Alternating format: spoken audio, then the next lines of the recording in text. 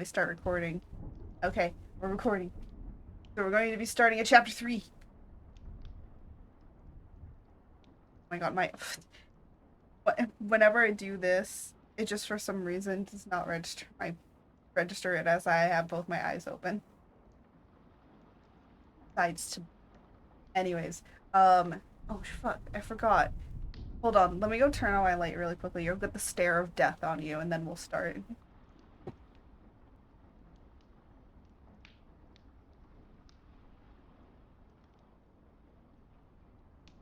Staring at death.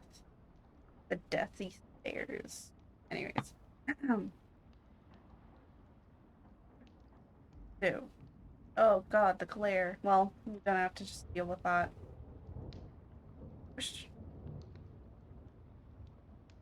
Oh, I guess I could just do that. I could just put my hand up so it, I don't get it. Hold on. Is there a way?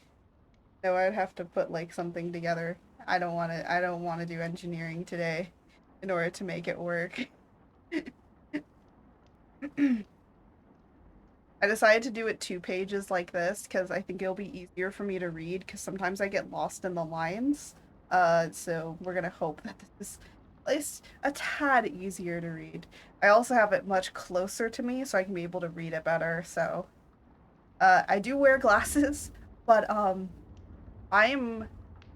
nearsighted and not farsighted. So when it's too far away, I can't read it right. So well, no, yeah,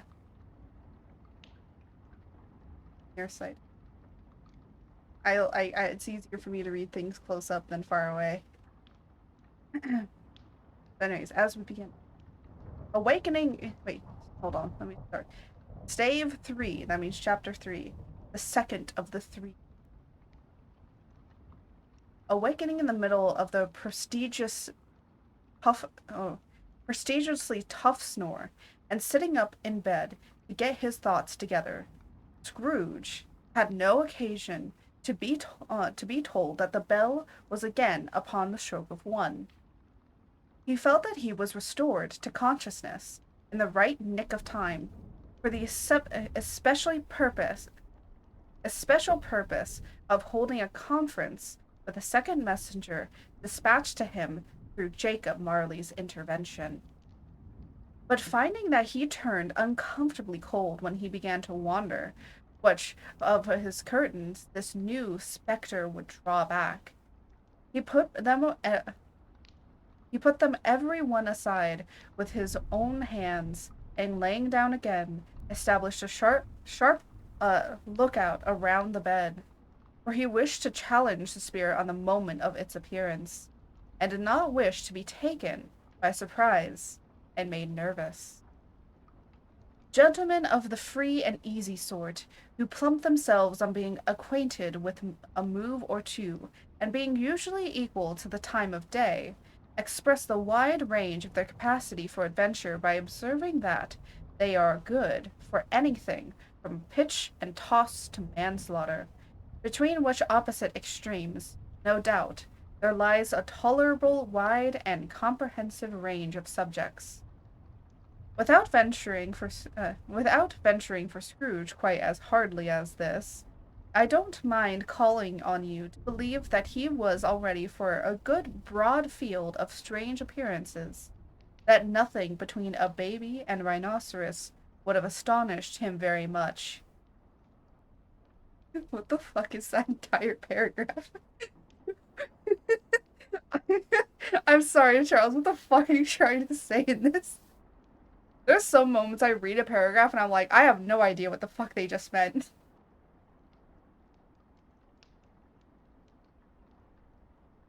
I think he's trying to say that there's still wide astonishment of different things, and that nothing just seems to spook Scrooge anymore, which is interesting.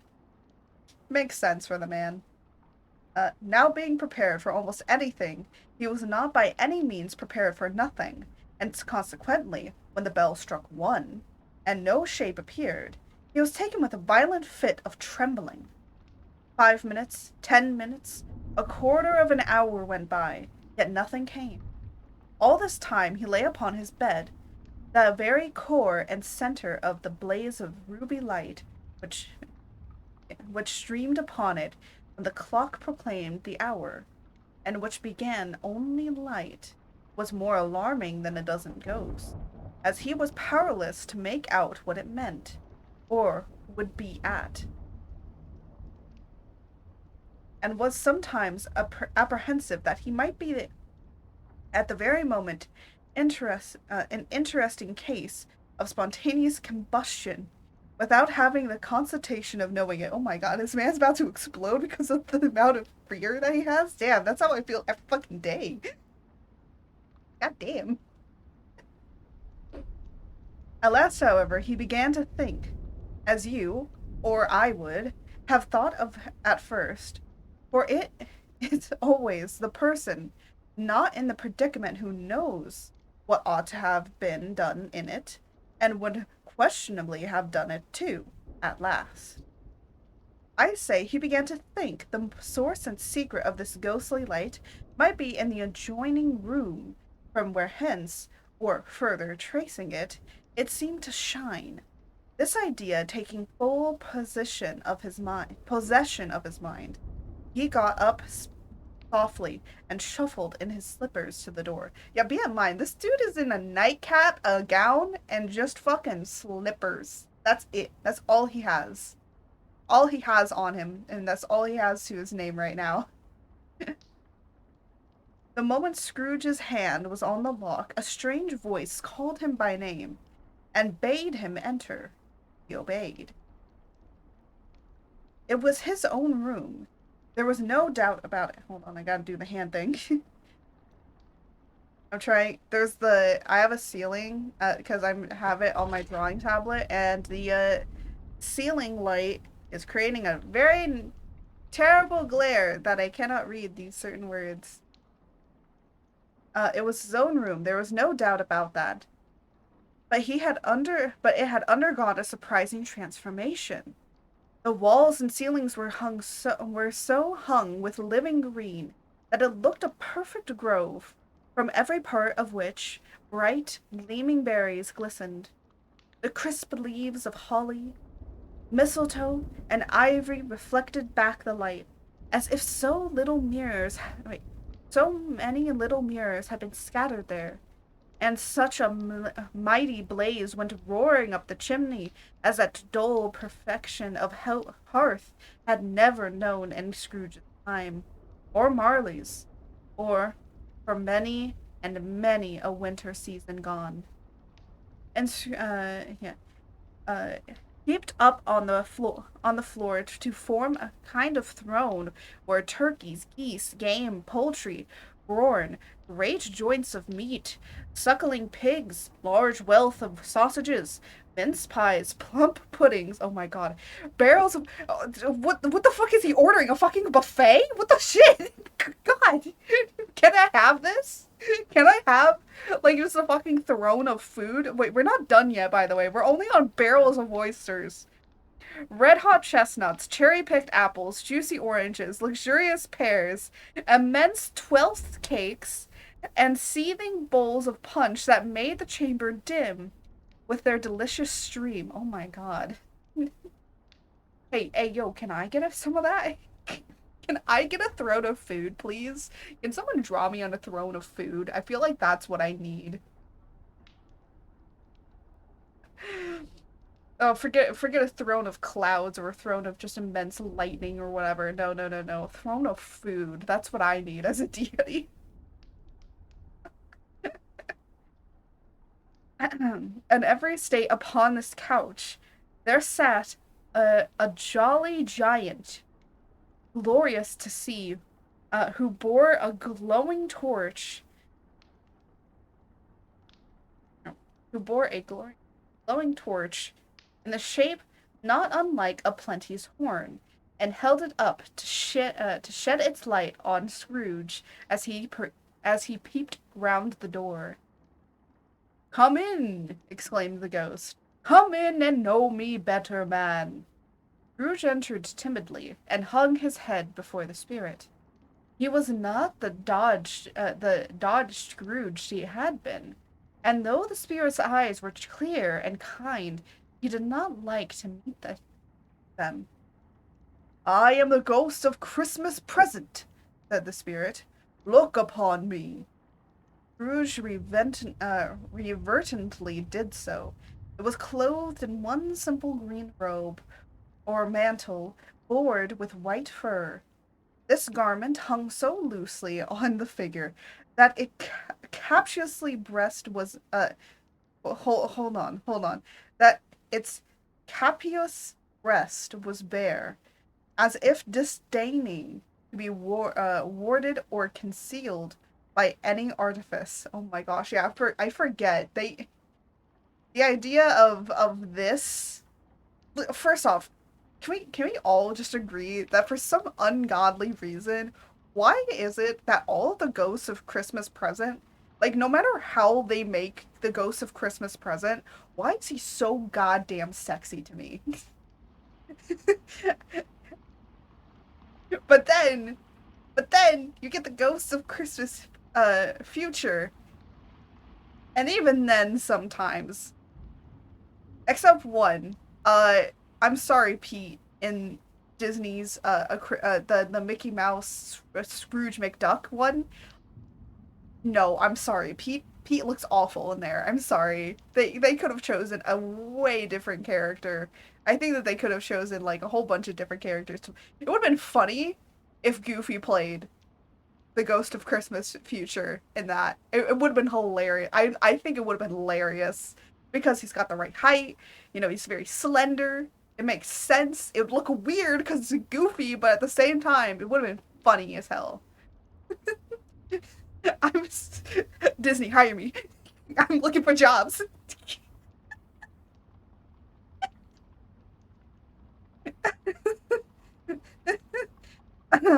Anyways, but come on, come on. The look at the ghost. Look at him. You cannot say that he's not at least a little sexy. He got the long, luscious locks. Be in mind, this is how this is how Charles Dickens imagined him. We also addressed that. This is how Charles Dickens wanted us to remember him.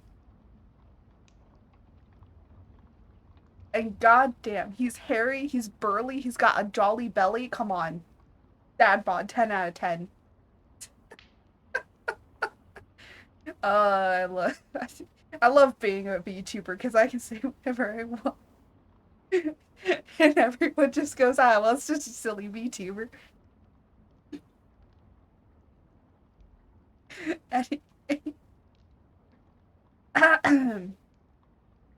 Where was I? Oh yeah, disarming. Okay, his feet observably beneath the ample folds of the garment were also bare, and on its head it wore no other covering than a holly wreath, set here and there with shimmering icicles.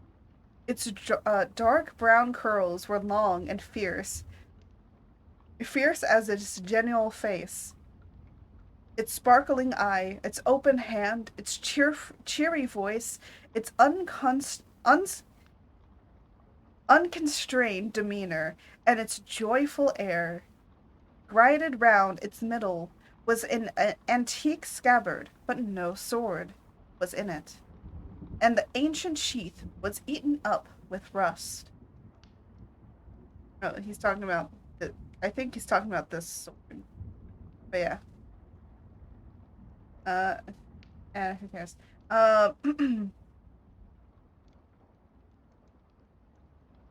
Because you know what? It's always been interesting. Is like these are supposed to be ghosts. They are not spirits. They are ghosts. They are claimed to be ghosts. They are not spirits. They are ghosts. Ghosts is different than spirits. And the fact that this ghost looks so goddamn joyous and happy, it's weird because the first original makings of this ghost was always creepy.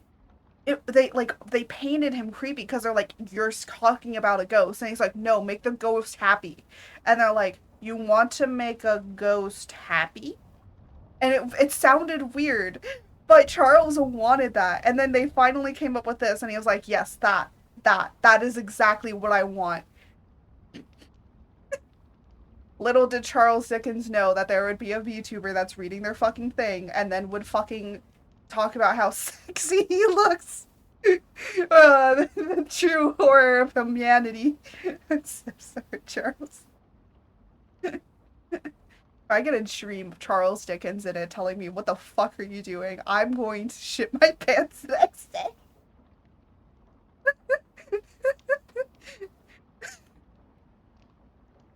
If the spirit of Charles Dickens comes into my room and says, hey yo, good job, I'm gonna fucking shit my pants and tell you all about it on Monday.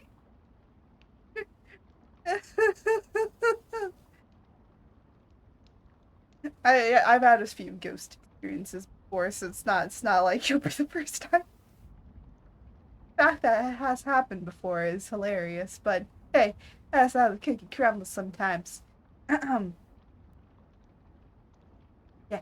Now without further ado, let's just. You have never seen the like of me before, exclaimed the spirit. Never, Scrooge made answer to it. Have you never walked forth with the younger members of my family? Meaning, for I am very young, my elder brothers born in these latter years, pursued the phantom. I I don't think I have, said Scrooge. I'm afraid I have not. Have you had many brothers, spirit? More than 1,800, said the ghost. Now, hold on, I need to talk about this. Technically, when he's saying that there has been more than 1,800 Ghosts of Christmas Present, and with something that happens later on, it means that every time that there is a Christmas present, it is not the same Christmas present. Like the Ghost of Christmas Present. So there's always a new ghost every single year of the Ghost of Christmas Present. That's why he's had over 800, like 1,800, because that's how long it has been since the quote, creation of Christmas, if you think about it. But the thing is that if you look at it, technically there's been more because of the years of Yule. So yeah. So yeah, saying correctly that he has over 1,800 is pretty accurate. Um, because if you also include the years of Yule before it, because if you guys don't know, Yule was the original. So basically, Christians came in and was like, "We're gonna take that from you, but then you can practice Christianity and not your little paganism stuff." So yeah, I do celebrate Yule. I think Yule is way fucking funner than Christmas because hello, you drink for several days and you create these beautiful Yule logs, which used to be actual logs, but then they, got changed into like a Christmas log. But I still call them Yule logs. But guys, you know how to make them right? They're so delicious. They're so delicious. I want to try and make one year, but I don't think this will be the year. But I actually have a shirt that says here to make the Yuletide gay, and like gay in the sense of, yeah, it's very, I love that shirt. I'll post it up one day. But when it gets to December, I will post all the weird Christmas stuff that I have. I'm probably more into Christmas than I am Halloween sometimes, but just because there's way more Christmas stuff that's more affordable for you to be able to buy than there is Halloween. Halloween is becoming more decor stuff, which is great. I love it. I need to get some more stuff. But yeah. I'll show you guys all my collection. But anyways, back to the story. A tremendous family to provide for, muttered Scrooge. A ghost of Christmas present rose. Spirit, said Scrooge submissively. Did I just really have to say that? Wait. Hold on, I'm taking a picture so I don't... I'm taking a picture of that. Where is it?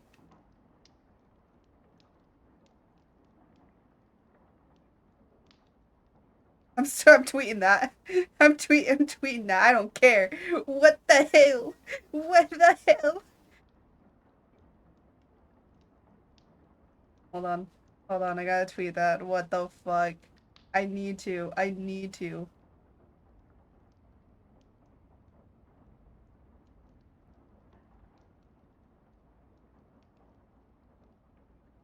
Oh wait, hold on. Let me edit it a little bit so you can see it clear. I'm trying to do this, and doing it right now is hard.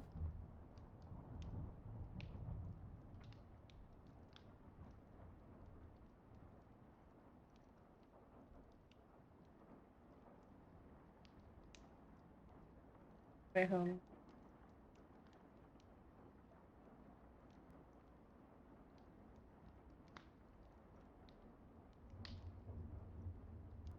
Okay.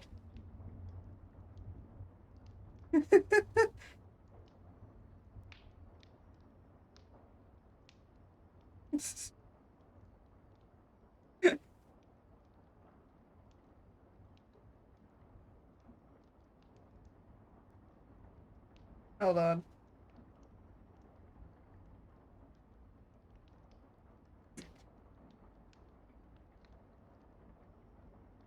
There. Just no context.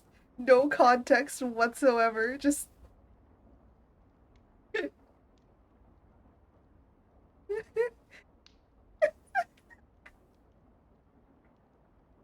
this is what true game this is what true VTubers tweet about.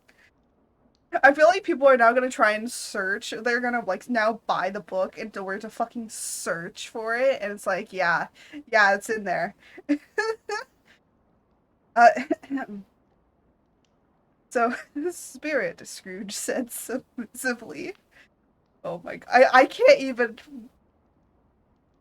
Uh, the the entirety of humanity has made me now question so much when reading these stuff because in the past, saying this, fine. But nowadays, submissively is used in such a weird terminology now that it's like hard to say it without fucking laughing. Uh, I love and hate humanity, but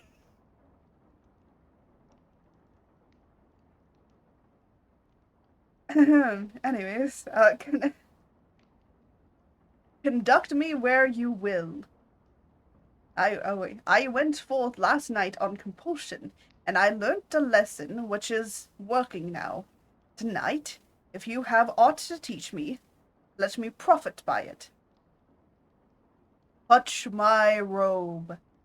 Scrooge did as he was told, and held it fast. Oh my god. Scrooge, so obedient. Oh my god. I hate this. I hate it here. I hate it here. I fucking hate it. The funny thing is that there's no one in my chat right now to be able to do this live. You guys are all gonna have to watch it. You guys are all gonna have to watch it. And you guys are gonna be like, God damn, I wish I was there to make so many jokes. Well, you missed it, so fuck you guys. And for those of you watching it on YouTube, you can say everything that you want in the comments, make as many jokes as you want. I'll probably read them all. It's hilarious. Go for it. Go for it. I want to see them comments, man. I want to see them. I want to see all the jokes.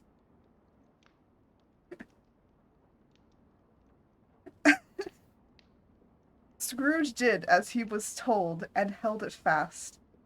Holly, mistletoe, red berries, ivory. Oh my gosh, stop. Stop with the listing, Charles, stop with the list. God damn. I know that there's this mountain of food. You can just say a mountain of food. God damn. Turkeys, geese. Oh my god. Jose, you missed it. You missed it. You missed the entire thing. You missed so much. You missed so much of me going through some existential crisis shit. I want you to read. I'm gonna highlight a section. Want you to read that. You know what? For good sake, we're gonna highlight it.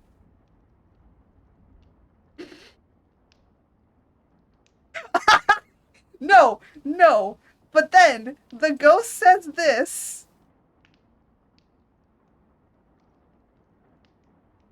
I tweeted it out too.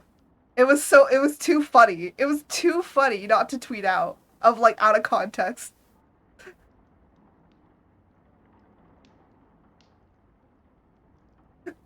You miss so much. I had such existential crisis.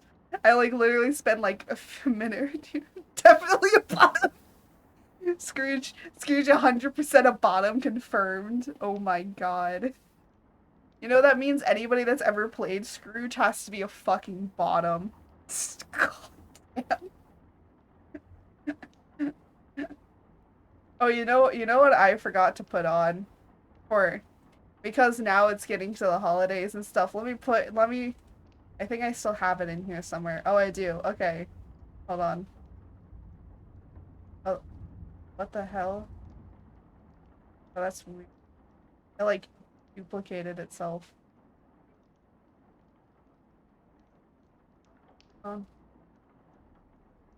There you go. And because I can.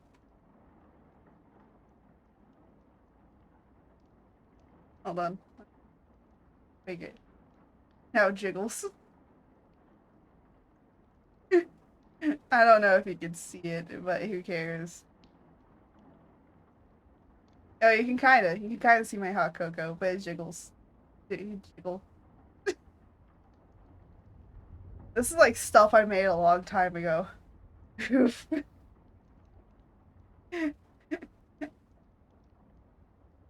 There. I have my nightcap now. Jiggle, jiggle. Oh my god. Anyways, I'm trying to read this part. Ivy turkeys, geese, game, poultry, barn. I don't know what that is. Meat, pigs. I just woke up, bitch. What the fuck? Pigs, sausages, oysters, pies, puddings, fruit, and punch all vanished instantly. So did the room, the fire, the ruby glow, the hour of the night, and they stood in the city streets on Christmas morning, where, for the weather was severe, the people made a rough but brisk and not unpleasant kind of music, and scrabbling the snow from the pavement in front of their dwellings, and from the top of their houses. Oh my! I can't anymore. After reading that shit, I can't fucking do it anymore. Hi, bot. I'm sorry. I'm having a slow existential crisis. As you read. Okay, all I'm gonna say, read the highlighted notes. Read. There's a reason it's highlighted.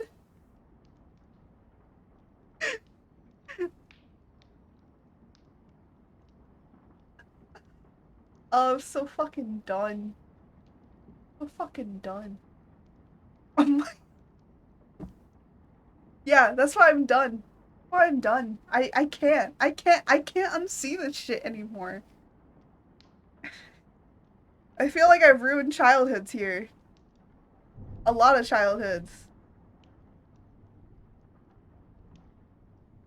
I tweeted it out because I couldn't. Anyways, I'll try. I'll try my best. Not unpleasant. And scrabbling the snow from the pavement in front of their dwellings, and from the tops of their houses, whence it was mad delight to the boys to see it come pummeling down into the road below, and splitting into artificial little snowstorms. The house fronts look black enough, and the windows blacker, concentrating with the smooth white sheet of snow upon the roofs. Oh, contrasting with the smooth white sheet of snow upon the roofs, with the dirtier snow upon the ground, which last deposit had been plowed up in deep furrows by the heavy wheels of carts and wagons. Furrows that crossed and recrossed each other hundreds of times, where the great streets branched off and made intertraced channels, had to trace in the thick yellow mud and icy water. The sky was gloomy, and the shorter streets were choked up with dingy mist, half thawed, half frozen, was heavier particles descended in the shower of steamy atoms, as if all the chimneys in Great Britain had, by one consent, caught fire and were blazing away to their dear hearts' content. There was nothing very cheerful in the climate or the town, and yet there was an air of cheerfulness abroad that the clearest summer air and brightest summer sun might have endeavored to diffuse in vain.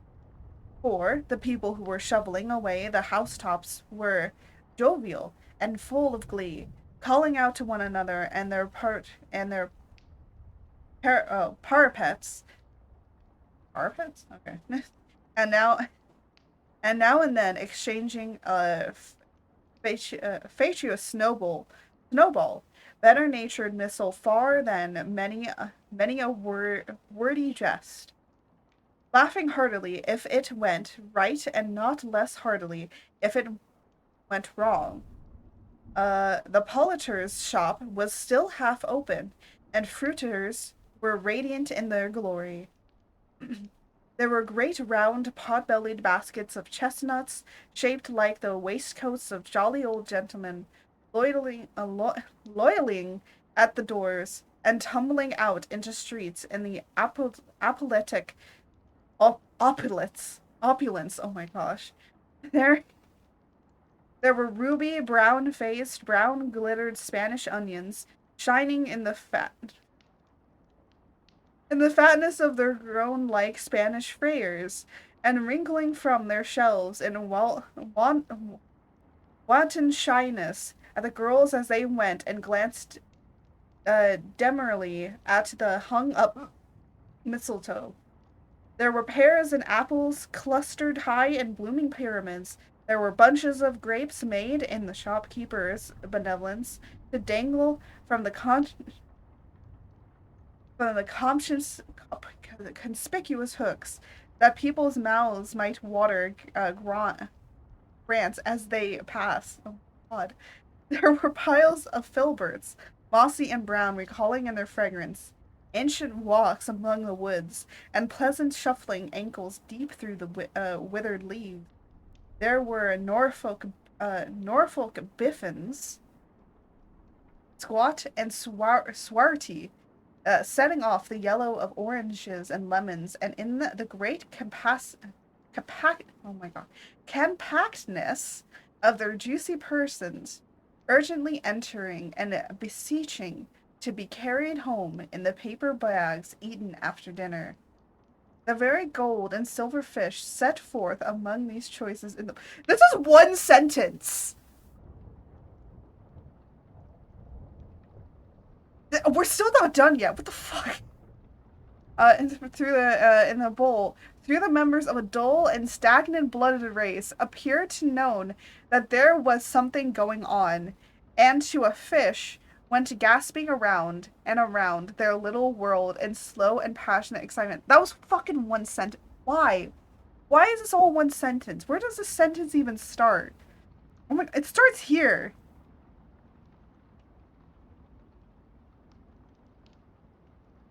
What? Fucking hate. I fucking hate this. Also, welcome in, Daiko. You've missed a little thing, but eventually you'll go back. If you go back and you watch it, you'll be very entertained by what has transpired just a few moments ago. If not, you can look on Twitter and you can probably extrapolate what happened. Anyways, the grocers. Oh my gosh. Have you ever wanted to be done with a chapter so quickly? It's me right now. I got my hot cocoa though, so we all good.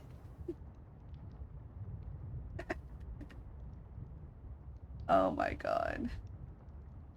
Never wanted to be done so quickly. Oh. The grocer the grocers. Oh, the grocers. Nearly closed, with perhaps two shutters down or one. But through those gaps such glissums. It was not alone that the scales descending on the counter made a merry sound, or that the twine and roller parted company so briskly, or that the canisters were rattling up and down like jingling tricks, or even that the blended scents of tea and coffee were so gentle to the nose, or even that the raisins were so Oh my god, it's just a sentence. It's just so. Why are they so long? I know you're trying to describe something, but man, I'm so glad that we walked away from this and tried to be more straight to the point. Um,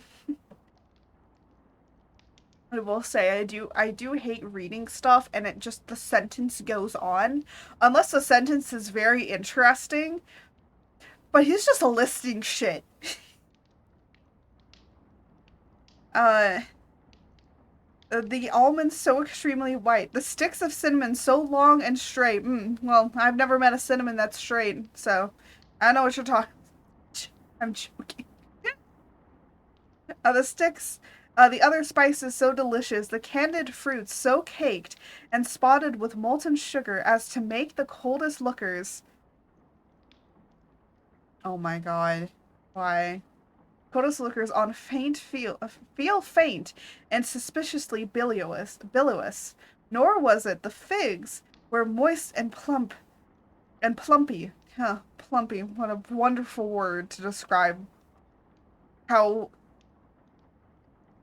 many words are in this fucking thing. Or that the French plums brushed in mod. By the way, he's just still describing the street. I think there is something sus about this book. Oh my god, I know, what the fuck? I can't after that. I know it was meant as a term, but I think modern language has just fucking screwed up so many words. I can't say moist without going after it. Exactly, like thick. I can't say that something is thick without saying it's thick. Like, why? Why? I hate English. I hate any language because every language does this. What the fuck? Exactly. Was that loud enough? Hold on, let me turn it up. Oh no. Mm. Just the Oh my god. You know what I forgot to do? I'll do it for my long stream on Monday. I'm going to add a redeem for doubloons where you can give me and you'll redeem it for doubloons. If you haven't been on doubloon TikTok, I'm all the way down into it. I'm gonna be making a doubloon meme as well. Because for those of you that don't know, Luthador has doubloons to give. Where oh, they're a TikTok. I'm out of the loop. I have a TikTok. I don't have it on there, but I do have a TikTok. It's in my socials, a link in the about. Um, so in my card.io, in my card, you can look on that, and it's there. By the way, how does every? Well, I don't know if you can hear the ambient noise, but I'm listening to a crackling fire and everything. Okay, go take a shower. I got plenty of people here. To enjoy my pain and suffering as I try and get through this chapter. This one chapter. It's one chapter. Oh my god, stop. Anyways, um, we're oh my god, moist and plumpy.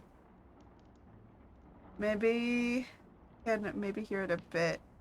Yeah, I have it really low just because here. I turned it up a little bit. But I can always I just didn't want it to be louder than me. Because sometimes the thunder comes in and it's louder than me, and then you get words cut off, so out there-ish. Sometimes it's hard to gauge what the sound is. But there, that should work. Anyways. No, stop it. So we're on plump. My plump. Here we go. Or that the French plums blushed in modest tartness from their high decorated boxes, or that everything was good to eat and in its Christmas dress. But the customers were all so hurried and so eager in the hopeful promise of the day that they tumbled up against each other at the door, crashing their wicker baskets wildly, and left their purchases upon the counter, and came running back to fetch them, and committed hundreds of the like mistakes in the best humor possible, while the grocer and his people were so frank and fresh that the polished hearts with which they fastened their aprons behind might have been their own, worn outside for general inspection, and for Christmas daws to peek at if they close. Oh, if they chose. Sorry, not close. But soon the Staples called again a good people all to church and chapel, and away they came, flocking through the streets in their best clothes, and with their gayest faces, and at some time emerged from the sores of by streets, lanes, and nameless turns, innumerable people carrying their dinners to the bakers' shops. The sight of these poor revelers appeared to interest the spirit very much, for he stood with Scrooge beside them in a baker's doorway, and taking off the covers of these bearers passed, sprinkled incense on their dinners from his torch, and it was a very uncommon kind of torch. For once or twice, when they were angry words between some dinner carriers who had jostled each other, he shed a few drops of water on them from it, and their good humor was restored directly. For they said it was a shame to quarrel upon Christmas Day, and so it was. God love it, so it was. In time the bells ceased, the bakers were shut up, and yet there was a genial shadowy form all of all the dinners and of all the dinners and the progresses of their cooking, in the thawed blotch of wet above the baker's oven. Yet the pavement smoked as if the stones were cooking too. Uh, is there a peculiar favor in what you sprinkle from your torch? Asked Scrooge. There is. My own. A particular flavor. Would it apply to any kind of dinner on this day? Asked Scrooge. To any kindly given to a poor one most. Why to a poor one most? Scrooge asked. Because it needs it the most. Spirit, said Scrooge after a moment's thought, I wonder you, of all the beings and many worlds about us, should desire to cramp these people's opportunities of innocent enjoyment. Aye, cried the spirit. You would deprive them of their means of dining every seventh day, often the only day on which they can be said to dine at all, said Scrooge. Wouldn't you? Aye, cried the spirit. You seek to close these places on the seventh day, said Scrooge, and it comes to the same thing? I seek, exclaimed the spirit. Forgive me if I am wrong. It has been done in your name, or at least in that of your family, said Scrooge. There are some upon this earth of yours, returned the spirit, who lay claim to know us, and who do their deeds of passions, pride, ill will, hatred, envy, bigotry, selflessness, in our name, who are as strange to us and all our kith and kin as if they had never lived. Remember that, and change their name doing on themselves, not us. Scrooge promised that he would, and they went on invisible as they had been before, into the suburbs of the town. It was a remarkably quaint of quality of the ghost, with Scrooge, and observed at the baker's, that notwithstanding his gigantic size, he could accommodate himself to any place with ease, and that he stood beneath a low roof, quite as graceful and like a supernatural creature as it was possible he could have done in any lofty hall. And perhaps it was the pleasure of the good spirit had in showing of his power of this power of his, or else it was his own kind, generous, hardy nature, and his sympathy with all poor men that led him straight to Scrooge's clerks. For there he went, and took Scrooge with him, holding his robe, and on the threshold of the door the spirit smiled, and stopped to bless Bob Cratchit's dwelling with a sprinkle of his torch. Think of that. Bob had been but 15 a bob a week himself. Up he pocketed on Sundays but 15 copies of his Christian name, and yet the ghost of Christmas present blessed his four-roomed house. Then up rose Mrs. Cratchit, Cratchit's wife, dressed. No, really, I couldn't tell that Mrs. Cratchit is not Cratchit's wife. We don't know who she could be. She could just be named Mrs. Cratchit. I'm sorry. It's like dressed out, but poorly, in a twice-turned gown, but brave in ribbons, which are cheap and make a godly show of sixpence. Oh, show for yeah, I think it's supposed to be for expense, but they forgot the e. I can't see it behind George because George is covering it up, but yeah. And she laid the cloth assisted by Bellina Cratchit, second of her daughters, also brave in ribbons, while Master Peter Cratchit plugged a fork into the saucepan of potatoes, and getting the corners of his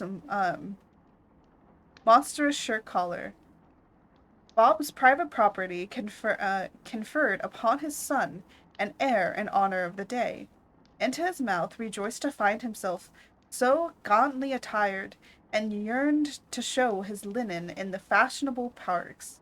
And now two smaller Cratchits, boy and girl, came tearing in, screaming that outside the baker's they had smelt the goose and known for their own, and basking in luxurious thoughts of sage and onions.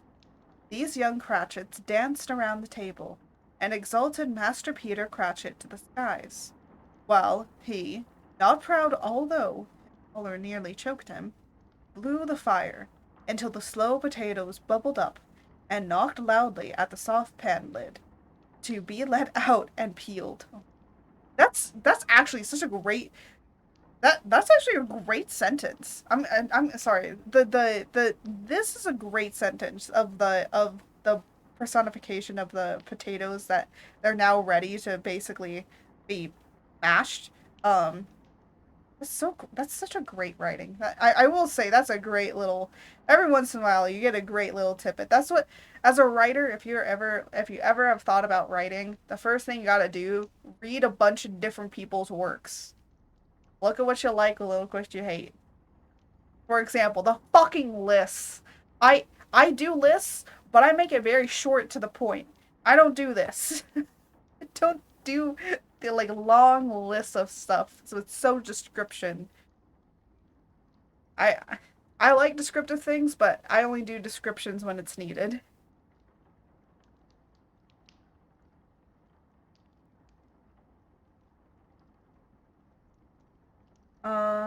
Yeah, let out and peel. Okay. What has ever got your curious father, then? Said Mrs. Cratchit.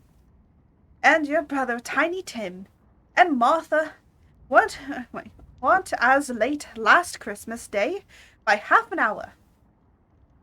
Uh, Here's Martha, mother, said a girl, appearing as she spoke. Here's Martha, mother, cried the cried the two young Cratchits. Yeah, I can't say that. Hooray! There's such a goose, Martha. uh, Why, bless your heart alive, my dear, how late you are, said Mrs. Cratchit, kissing her a dozen times, and taking off her shawl and bonnet for her with officious zeal. We'd a, oh, we'd a deal of work to finish up last night, replied the girl, and had to clear away this morning, mother. Well, never mind so much as you are come, said Mrs. Cratchit. Sit ye down before the fire, my dear, and have a warm, Lord bless ye. No, no, there's father coming, cried the two young Cratchits, who were everywhere at once. Hide, Martha, hide! So Martha hid herself, and in came little Bob, the father, and at least 3 feet of comforter exclusive of the fringe hanging down before him, and his threadbare clothes darned up and brushed to look seasonable, and Tiny Tim upon his shoulder. Alas for Tiny Tim, he bore a little crutch, and had his limbs supported by an iron frame. Uh, why, where's our Martha? Cried Bob Cratchit, looking around. Not coming. Martha, I know. Not coming, said Mrs. Cratchit. Not coming, said Bob, with a sudden declension in his high spirits, for he had been Tim's blood horse all the way from church, and had come home rampant. Not coming upon Christmas Day. Martha didn't like to see him disappointed, if it were only in a joke. So she came out promptly from behind the closet door and ran into his arms, while the two young Cratchits hustled Tiny Tim and bore him off into the wash house, that he might hear the pudding singing in the copper. And how did little Tim behave? Asked Miss Cratchit, when she had railed Bob on his credently. Bob had hugged his daughter to his heart's content. As good as gold, said Bob, and better. Somehow gets he gets thoughtful sitting by himself so much, and thinks the strangest things you ever heard. He told me coming home that he hoped that people saw him in church because he was a cripple, and that it might be pleasant to them to remember upon Christmas Day, whom may the lame beggars walk, the blind men see. Bob's voice was tremulous when he told them this, and trembled more when he saw that Tiny Tim was growing strong and hearty. His active little crutch was heard upon the floor, and back came Tiny Tim before another word was spoken, escorted by his mother and his sister to his stool before the fire, and while Bob, turning up his cuffs, as if, poor fellow, they were capable of being made more shabby, compounded some hot mixture in a jug with gin and lemons, and stirred it round and round, put it on the hob smither. Master Peter and the two ubiquitous young Cratchits went to fetch the goose, with which they soon returned in high procession. Such a bustle ensued that you might have thought a goose the rarest of all birds, a feathered phenomenon to which a black swan was a matter of course, and in truth it was something very like it in the house. Mrs. Cratchit made the gravy, ready beforehand in a saucepan, hissing hot. Master Peter mashed potatoes with incredible vigor. Miss Bellina, wait, hold on, Belladina, there we go, sweetened up the applesauce. Martha dusted the hot plates. Bob took Tiny Tim beside him in a tiny corner at the table. The two young Cratchits set the chairs for everybody, not forgetting themselves, and mounting guard upon their posts, crammed spoons up in their mouths, lest they should shiver for the goose before their turn came to be helped. At last the dishes were set on, and grace was said. It was succeeded by a breathless pause as Miss Cratchit, looking slowly all along the carving knife, prepared to plunge it in the breast. But when she did, and when the long expected gush of stuffing issued forth, one murmur of delight across all around the board, and even Tiny Tim, excited by the two young Cratchits, beat on the table with the handles of the knife, and feebly cried, "Hurry!" There never was such a goose. Bob said he didn't believe there ever was such a goose cooked. Its tenderness and flavor, ease and cheapness, where were the themes of universal admiration, eked out by the applesauce and mashed potatoes, it was a sufficient dinner for the whole family. Indeed, as Mrs. Cratchit said, the great delight, surveying one small atom of bone upon the dish, they hadn't ate it at all at last. Yet everyone had enough, and the youngest Cratchits in particular were steeped in sage and onion to the eyebrows. But now, the plates being changed by Miss Belinda, Mrs. Cratchit left the room alone, too nervous to bear witness, to take the pudding up and bring it in. Suppose it should not be done enough. Suppose it should break in turning out. Suppose somebody should have gotten all the wall of the backyard and stolen it, while they were merely with the goose, a suspicion of which the two young Cratchits became livid. All sorts of horrors were supposed. Hallo! A great deal of steam. The pudding was out of the copper. A smell with like a washing day. That was the cloth. The smell like an eating house and a pastry's cooks next door to each other, with a laundress, with laundress next door to that. That was the pudding. In half a minute Miss Cratchit entered, flushed but smiling proudly with the pudding like a speckled cannonball, so hard and firm, blazing in half for half a quarter of linen brandy, and bedite with Christmas holly stuck into the top. Okay, so I know like what you guys think of.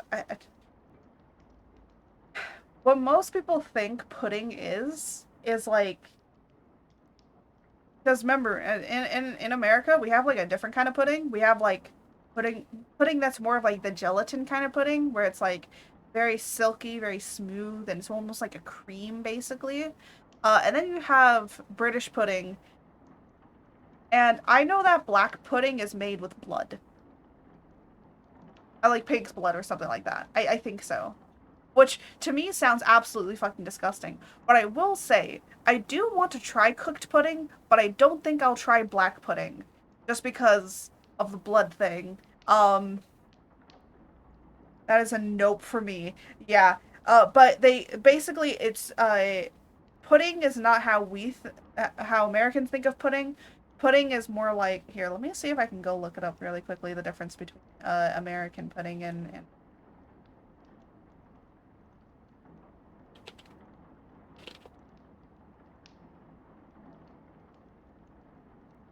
Ah, here you go.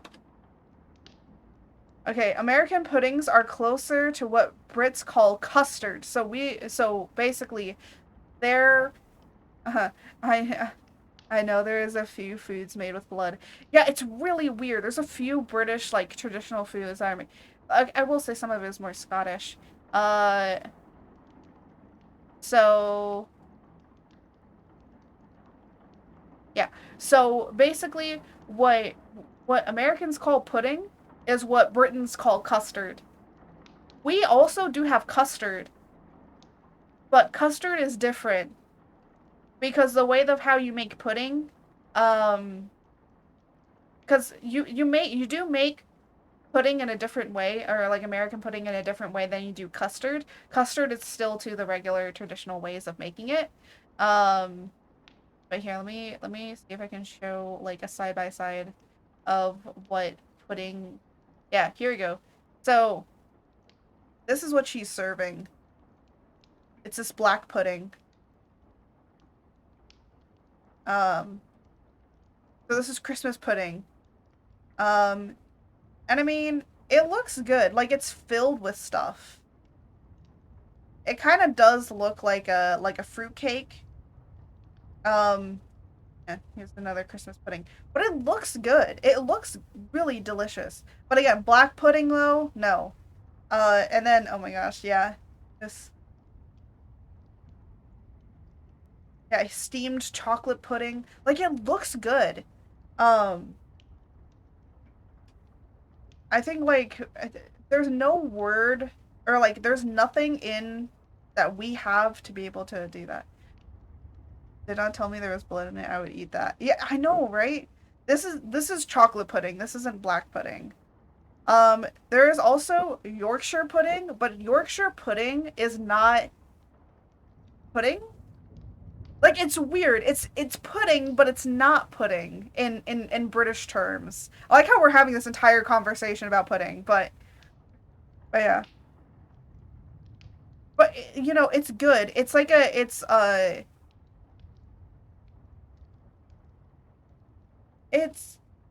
I will say, I there are some dishes like in Britain, like in the culture of food of Britain, that are really good. Pudding is probably one of the things that is like so old in British history. I will say that the Brits have lost a lot of their cultural food and heritage. I will say, because you think that Americans don't know how to season their food. British people think salt is spicy. I shit you not. They probably do. Yeah. And there's different kinds of pudding too. So you can have savory puddings or you can have sweet puddings. So like Yorkshire pudding is like a savory pudding. Or you can have a pudding like this that is a savory pudding. But mainly most puddings are used with like fruits and stuff. So it's a very dry, shaggy dough. But that's because you're putting like fruit in it. Um, I will say the one thing I do hate about British cooking is why do you guys put fruit in like everything? Like in everything. Just some stuff that you just shouldn't put fruit in. But yeah. Oh yeah, here we go. This is black pudding. It's like it's almost like a sausage. It's really weird. But it does look very good. And some people say like it has a very, meaty taste to it, so yeah. I do want to try and make Yorkshire pudding, but you have to be very careful when making it. Because you can fuck up a York you can okay, any pudding you can fuck up really badly if you don't know what you're doing. And one thing about puddings is that so you cook puddings upside down, like a bundt cake. So you cook them upside down. And then you have to turn them out. So you know like how bundt cake pans are? You basically have a particular pudding pan that you put it into. And I think you put boiling water. I forget like how you cook it, but it's interesting. It's interesting. But yeah, so I think I've seen blood sausage in Good Mythical Morning. Yeah, there's blood sausages, and then there's black pudding. So they're two different things, which is it's hilarious to think about. But the funny thing is that black pudding is served kind of like in a sausage, but it's not black. It's not blood sausage. Blood sausage is something different. I will say one thing I do want to try and make at one point is a Scottish egg. I heard that those are so hard to make. And Scottish eggs, of course, come from some weird thing in Scotland, but yeah. Scottish food, on the other hand, like when it comes to like traditional Scottish food, that's good. Um, what happened to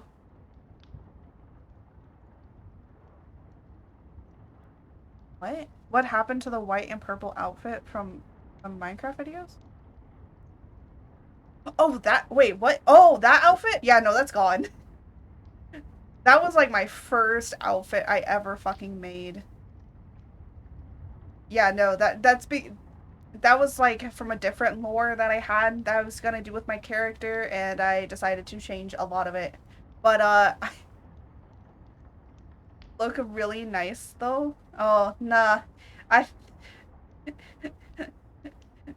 Yeah, but the thing is that I was supposed to be an edgy lord assassin, so yeah, I decided to scrap it because I didn't want to be an edge lord.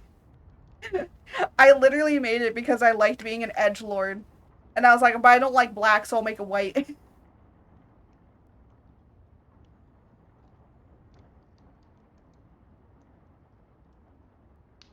Oh my god. M maybe if I want to, I'll remake it in some sort of way for my new model, but probably not.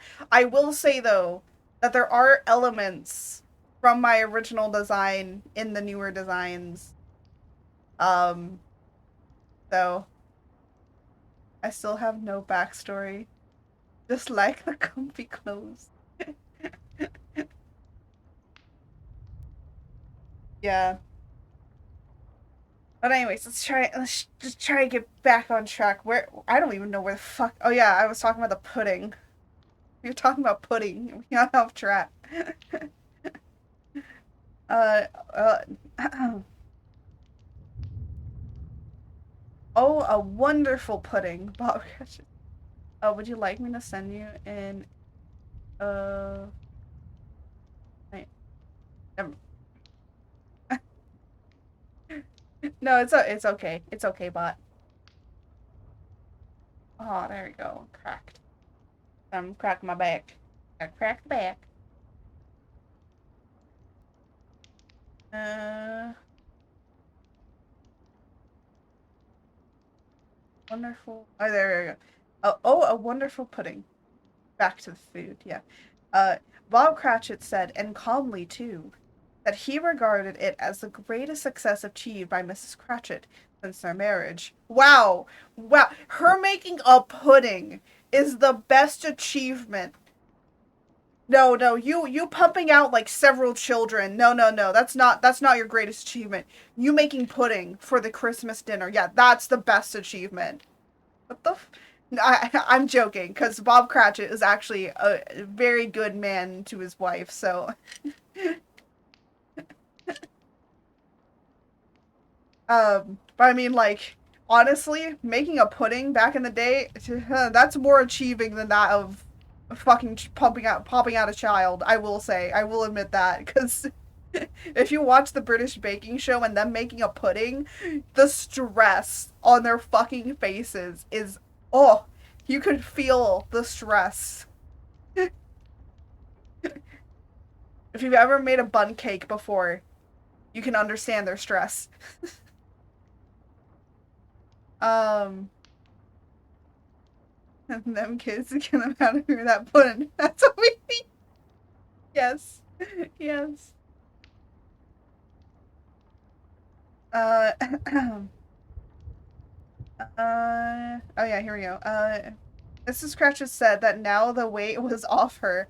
She would confess that she had her doubts about the quality of flour, Everybody had something to say about it, but nobody said or thought it was at all a small pudding for a large family. It had been flat Hershey to do so. Wait, flat heresy. Sorry, not Hershey. Oh my gosh, heresy to do so. Any Cratchit would have blushed to hint at such a thing. At least the dinner. Yeah, if you complain about your mom's food, your mom just stops making food. And I know, my mom did that. I told her like how I hated her food, but that was because I had autism and ADHD, and I didn't like certain textures and certain food, and so I didn't know how else to say it besides I just did not like the food. Um, so she stopped making food. Now I cook for myself. That was when I was a kid, though. Nowadays, I'm the chef in the house, so you tell me you don't like my food, I guess you're not getting any food. Make your own. Uh, huh. Yeah. At least the dinner was all done. The cloth was cleared, the hearth swept, and the fire made up. The compound in the jug being tasted and considered perfect. Apples and oranges were put upon the table, and shovelful of chestnuts on the fire. Then all the Cratchit family drew round the hearth in what Bob Cratchit called a circle, meaning half a one. And at Bob Cratchit's elbow stood the family display of glass, 2 tumblers, and custard cup without a handle. There held the hot there these held the hot stuff from the jug, however, as well as golden goblets would have done. Bob served it out with beaming looks, while the chestnuts on the fire sputtered and crackled noisily. Then Bob proposed a Merry Christmas to us all, and God bless us, which all family rejoiced. God bless us, every one, said Tiny Tim, the last of all. He sat very close to his father's side, upon his little stool.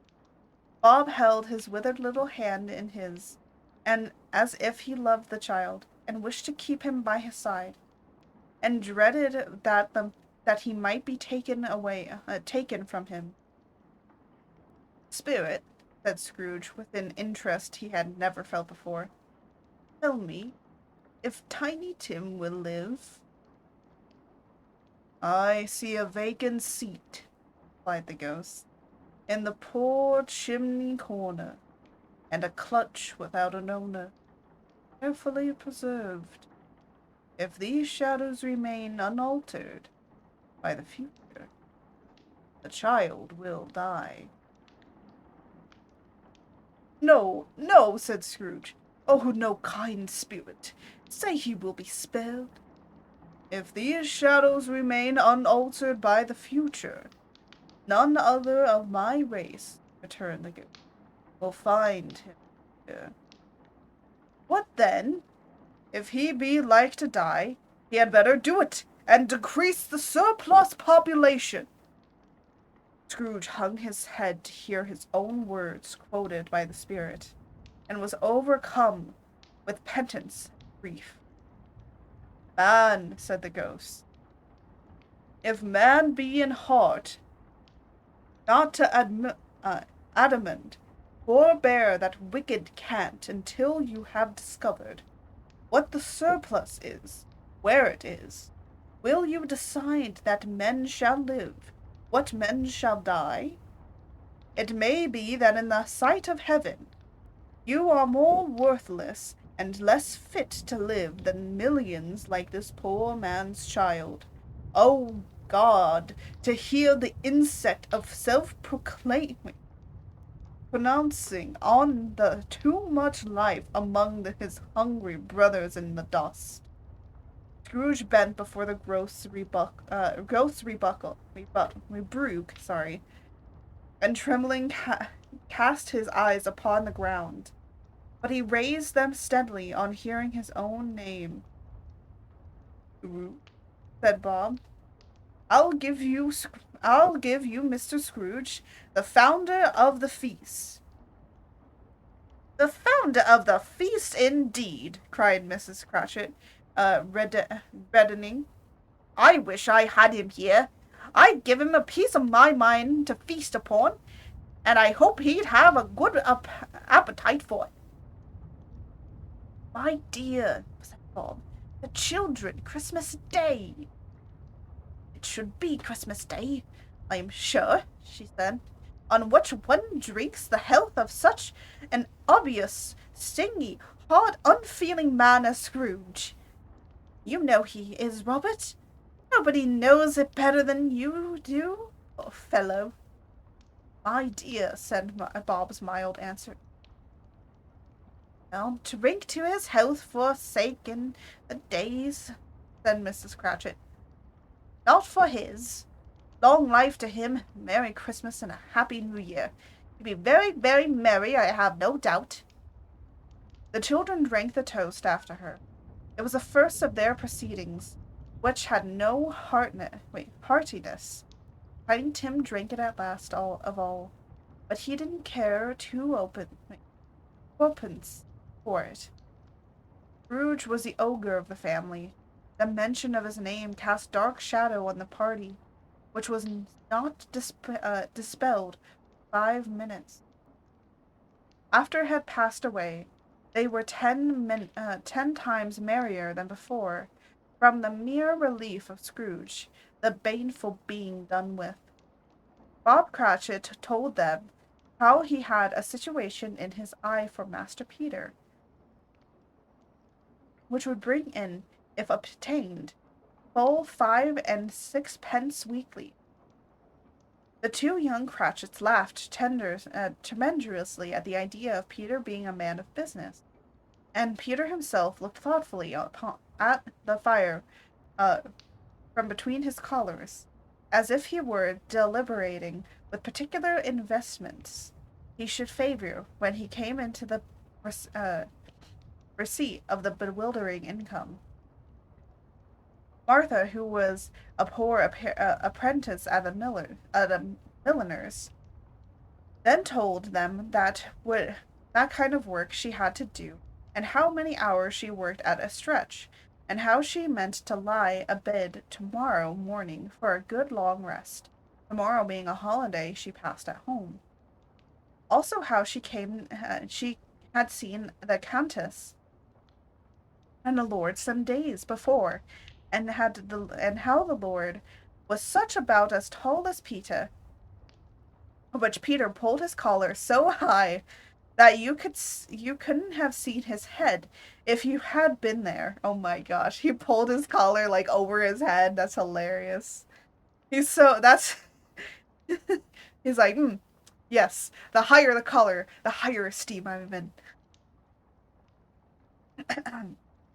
All this time the chestnuts and the jug went round and round, and by and by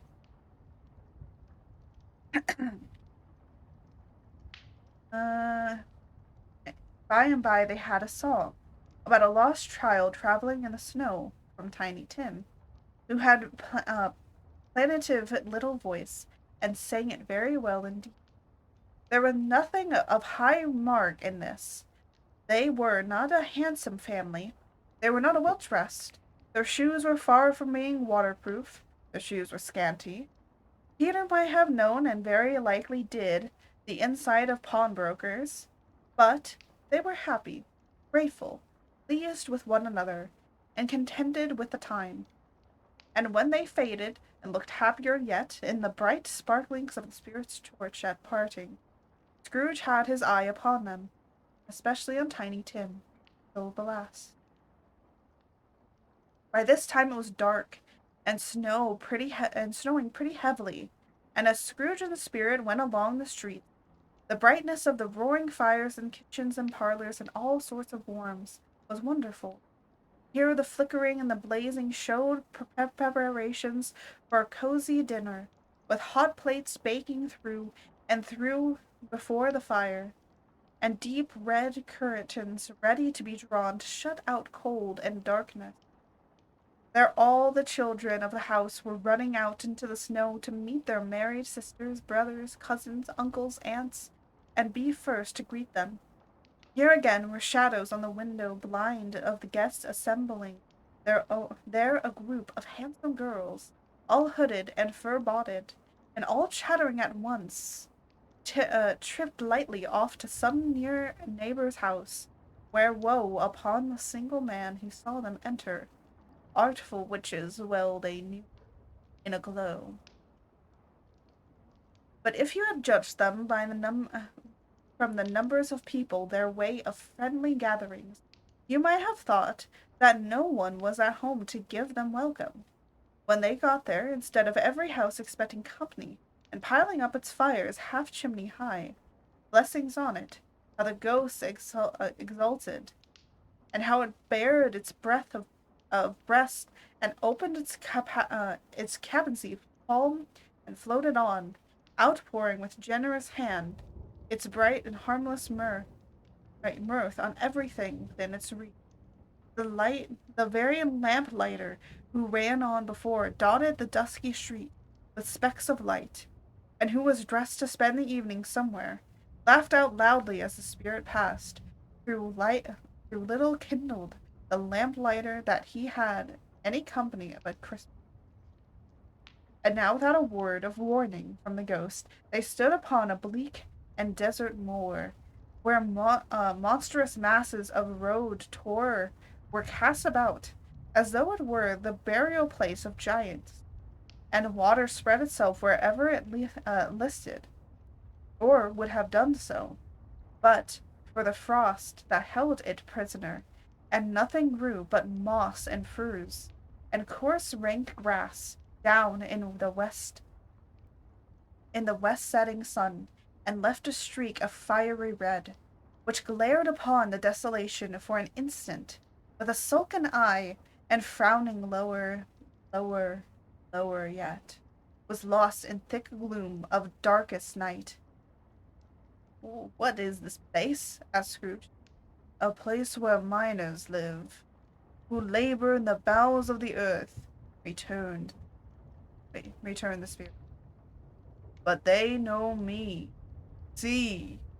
A light shone from the window of a hut, and swiftly they advanced towards it. Passing through the wall of mud and stone, they found a cheerful company assembled round a glowing fire. An old man, old man and woman, with their children and their children's children, a long generation beyond that, all decked out gaily in their holiday attire.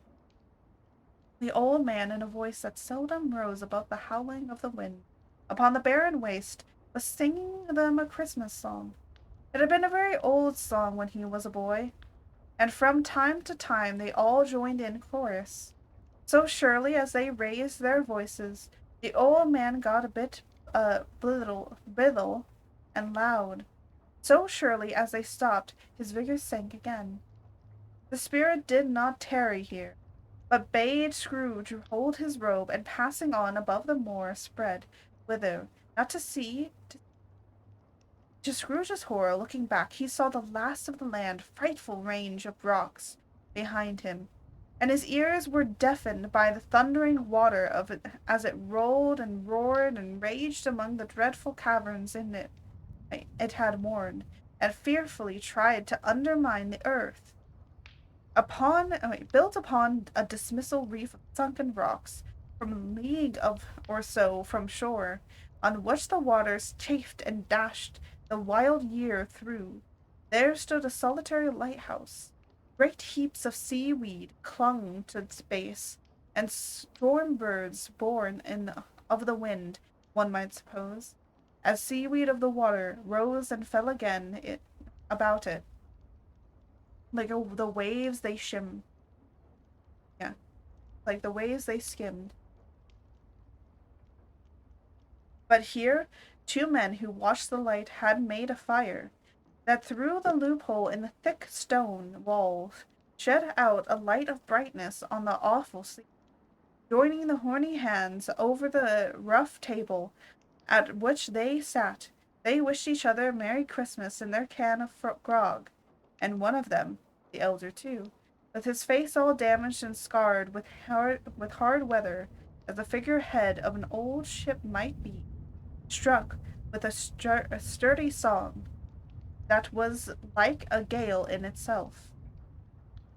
Again the ghost sped on above the black and heaving sea, on and on until being far away, as he told Scrooge, from any shore that lighted on a ship, they stood beside helmsman at the wheel, and look out in the bow the officers who had been watched, dark ghostly figures in several stations, but every man among them hummed a Christmas tune, or had a Christmas thought, or spoke below his breath to his companion of some bygone Christmas day, with homeward hopes belonging to it, and every man on board, waking or sleeping, good or bad, had a kinder word for another on that day than on any other day in the year, and shared to some extent in its festivities, and had remembered those cared for it distant, and had known that they delighted to remember.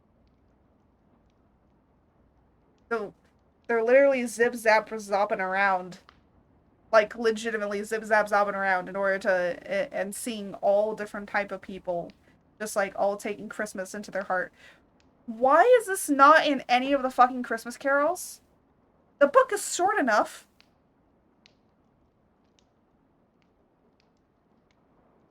The book is short enough for that to happen. It was a great surprise to Scrooge, while listening to the moaning of the wind, and thinking what a solemn thing it was to move on through the lonely darkness over an unknown abyss. Those depths were secrets as profound as death. It was a great surprise to Scrooge. It's a good question. Yeah, it's a good question. Like, this is just like a solemn scene of them going around looking at different people. I will say there is one scene in the Muppets A Christmas Carol that they did that. Oh, thank you. I need that. Need the stretch. They did do it in a Muppets A Christmas Carol where you saw them just like going around into different people's houses or different houses and all of that and looking inwards. So they did that, but it would be cooler if like they went like around the world, because like showing that everybody from every different walks of life all take part in Christmas. Will we watch that one? Yeah, I know. So there, it does do in that one. I will say the Christmas carols I recommend that people watch.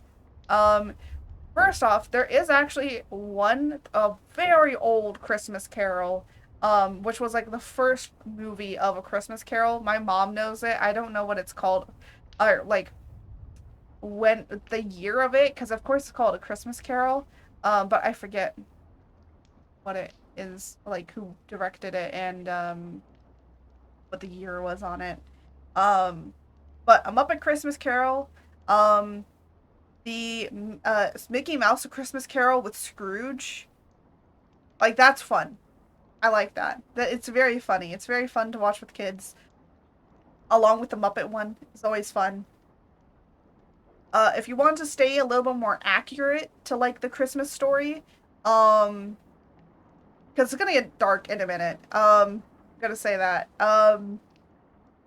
If you want to get a little bit more into like the creepier sense, like how Charles Dickens really wanted it to be portrayed. The Disney Jim Carrey A Christmas Carol is really good for just the creepiness of it, but also the accuracy, because it actually is very accurate to the original with how the ghosts are portrayed, and of course also the story. So it's not as lighthearted. There is these really dark, disparaging parts because yeah, it does get dark. And you're gonna see that in a minute. Because as much as this has been very happy and nice, um, it slowly starts to get a little bit into the creepy vibes of what makes this actually gothic and not just a regular Christmas funny tale. So, but yeah, without further ado, I might actually take what I've been doing for about 2 hours. Yeah, so those are the Christmas carols I recommend. Along with if I recommend any recommending any Christmas movies, like everyone always asks, like, what Christmas movie do you recommend? I'm gonna say this. I honestly hated Elf. I didn't like it too much. I didn't like the I didn't like how kind of stupid the main character is. And I know that's like the purpose of it, but also at the same time, I just kind of didn't like it. I'm sorry for anyone that likes Elf. It was, I like goofy movies, like goofy Christmas movies, but Elf was a little too goofy for me, unfortunately. Um, any of the Santa Clauses, except the third one. The third one's a little weird. My mom and I actually started watching the Santa Clauses series on Netflix, or not on Netflix, on Disney Plus that came out. Honestly, kind of good. They did get a lot of the actors back. Like, I mean, like almost all of the actors and actresses that originally worked on it did come back. So it's kind of fun. It's kind of fun. Yeah, yeah. There is a new one. It's a series. It's a series. It's called the Santa Clauses. Clauses as Pearl, not. Yeah. So there's Santa Claus. There's Santa Claus 2. And then there's Santa Claus, the Escape Clause, and now we have the Santa Clauses, because it's now the family. So the first three episodes are out, and I think the next episode is coming out in a bit. So it's good so far. I enjoy it. My mom enjoys it. It's very funny. It's got that, Santa Claus feel to it. So it's still got like the Santa Claus feel to it that you have. So yeah. I'll probably list some good Christmas movies to watch after I'm done. But yeah, because I think you're gonna need it after we finish this. Uh, what is this? Oh yeah, against the ghost sped. Oh yeah, here we go. And every man on board, waking or sleeping, good or bad, had a kinder word for another on that day, and than and on any other in the year, and had shared to some extent in its festivities, and had remembered those he cared for at a distance, and had known that they delighted to remember him. It was a great surprise to Scrooge, while listening to the moaning of the wind and the thinking that the solemn thing it was to move on through the lonely darkness over an unknown abyss, whose depths were secrets and profound as death. It was a great surprise to Scrooge, while thus engaged, to hear a hearty smile, or laugh, sorry, hearty laugh.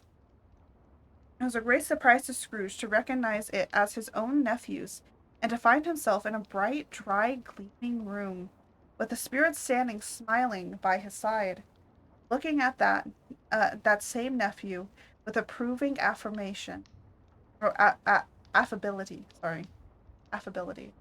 Um, wow. Um, when we're done with this chapter, I'm gonna probably go and grab some granola bars and probably refill on my tea, because long chapter and I'm getting a little hungry as well. So,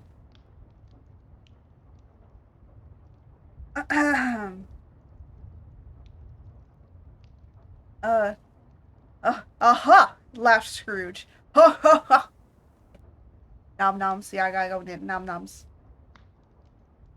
I wish I could have a hot cocoa, but unfortunately, I don't want my throat to get all fucked up, and sugar can do that, especially when you're trying to do voices. So, yeah, we're not gonna do that. If you should happen, by any unlikely chance, to know a man more blessed in a laugh than Scrooge's nephew, all I can say is, I should like to know him too. Introduce him to me, and I'll cultivate his.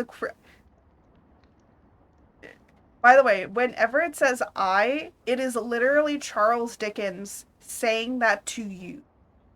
So you are a reader. Charles Dickens is writing this and speaking it in third person to tell to you. That's how his writing is. Or at least that's how his writing here is. It's very interesting. So it's literally the author of the story is telling it to the readers.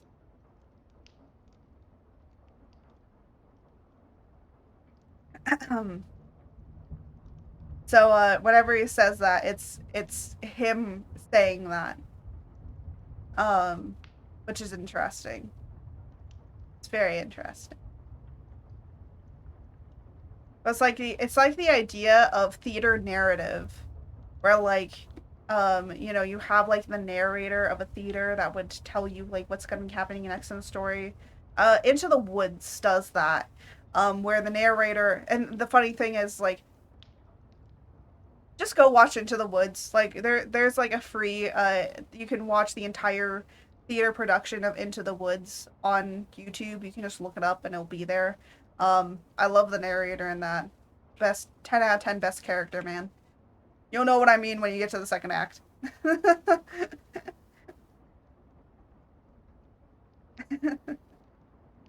Love being a theater kid.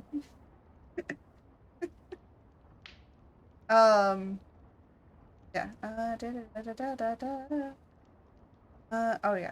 It is a fair, it is a fair, even-handed, noble adjustment of things, that while there is an infection, and disease and sorrow, there is nothing in the world so irresistible, contagious as laughter and good humor. When Scrooge's nephew laughed in this way, holding his sides, rolling his head, and twisting his face into the most extraneous contortions, Scrooge's niece, by marriage, laughed as heartily as he, and their assembled friends began not a bit behanded, roared out lusciously, "Ah ha ha! Ah ha ha ha!" Sorry, I'm gonna do that laugh. That's the laugh we're going with. If you know what that laugh is from, kudos to you. Seen the Disney Into the Woods. Oh, fuck that Disney Into the Woods. I saw that. That's a piece of crap. You cannot, there's certain shows that you cannot put as a movie, and Into the Woods is unfortunately one of those. Into the Woods you cannot effectively do right in yeah, you cannot effectively do right in the way that Disney did it. I will say a lot of the singing talent that they got was like 10 out of 10, like really good.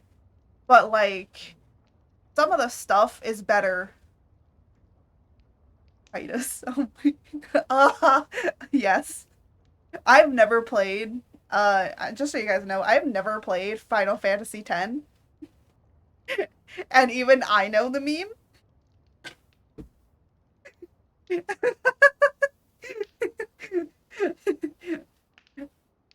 Oh my gosh.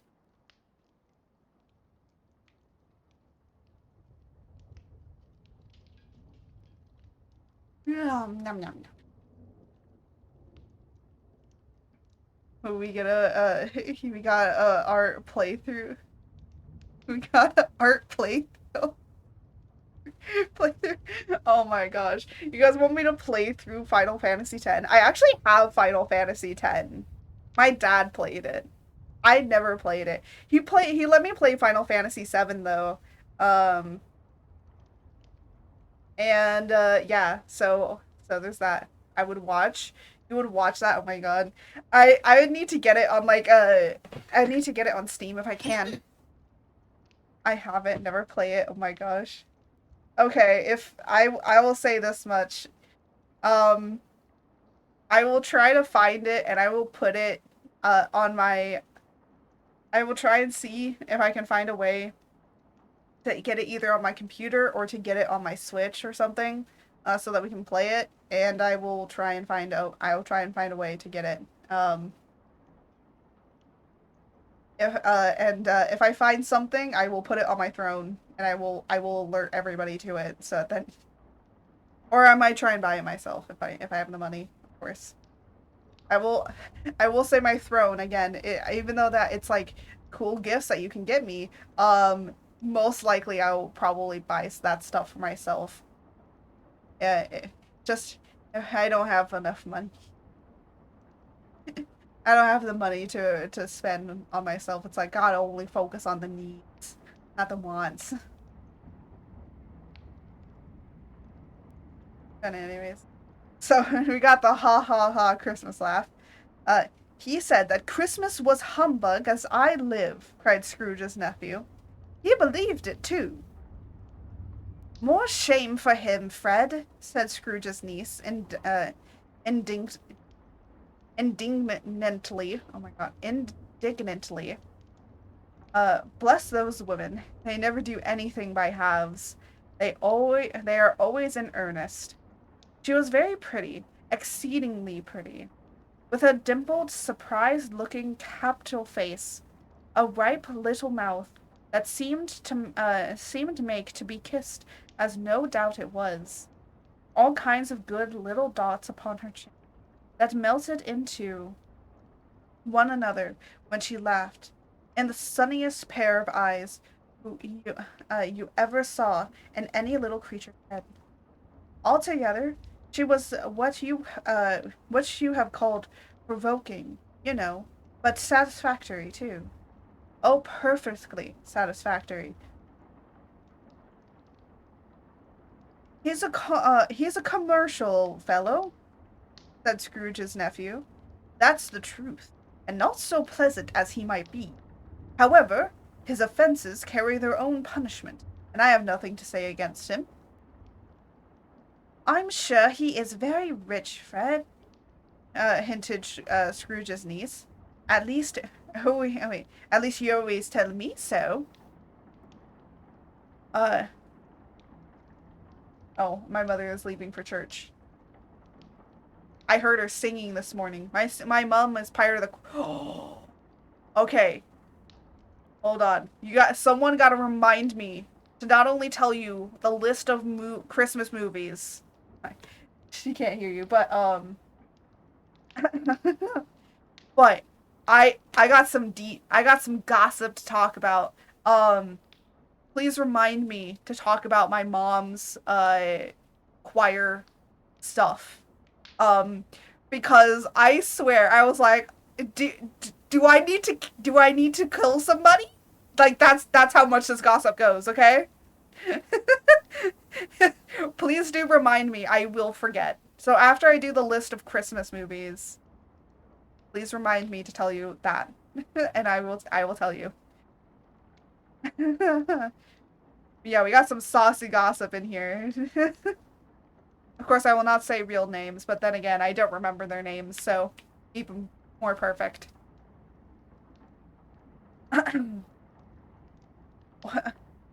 What of that, my dear? Said Scrooge's nephew. His wealth is so no use to him.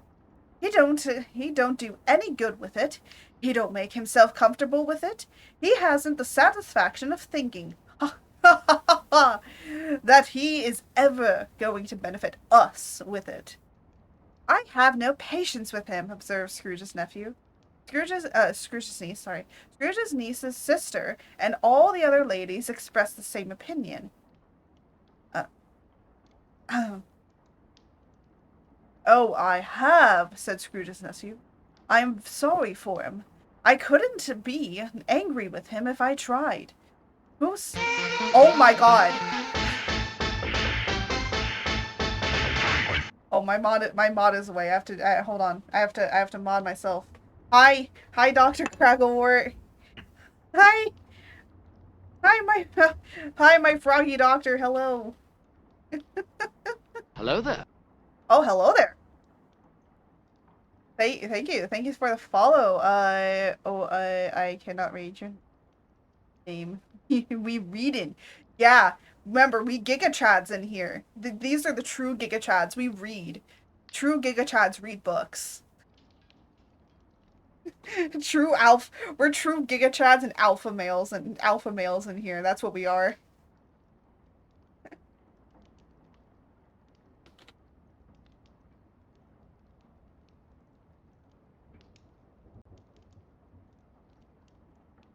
Yes. Okay, I got you the shout out, and let's do a My raid didn't work properly. Oh, what? Oh, did you guys like raid at the same time or something? Oh wait, I got 2 raids? Wait. Nah. Oh. Oh yeah, sometimes the raid doesn't work properly, which is weird. I was this Craggle. Oh, okay. I was gonna say double the rates. Uh, it drove me to oh my gosh. Oh no. Dark Souls. Had to swap game. Oh my gosh. Yeah, that's I could feel that here. Let's give him a light. There you go. Might as well do double shoutouts, right? I love the shoutout feature because then it's easy for you to just go and um, to go and like it really easily or follow you guys. Oh, hello, puppy. You have now joined us. Big time. Yeah, we true Giga Chads here. True Giga Chads read books. We are currently on the second spirit. So we are reading A Christmas Carol. We are currently on the second. Already following the doctor. Yeah, I know. I just put it up there for anybody that hasn't, just so that they can, get in on it. Cause yeah, yeah, that's greatness. Um, but yeah. So we're reading a Christmas Carol, and we're currently on the second spirit, which is the spirit of Christmas present.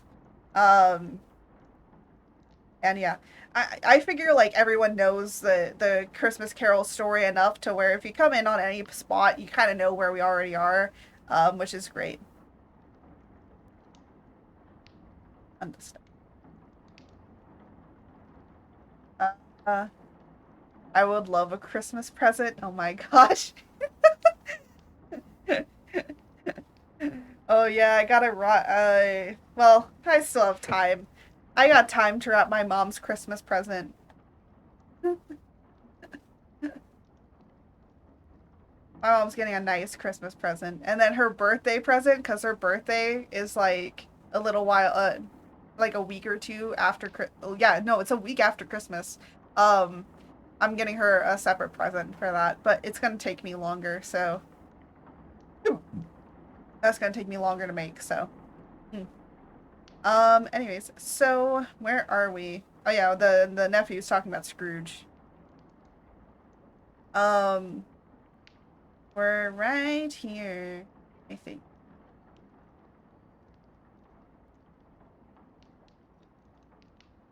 Uh, I have, said Scrooge's nephew. I am sorry for him. I couldn't be angry with him if I tried. Who suffers by his ill wills? Himself always. He takes it into his hand to dislike us, and won't come and dine with us, whatever the consequence. He don't lose much of a dinner. Uh, Indeed, I think he loses a very good dinner, interrupted Scrooge's niece.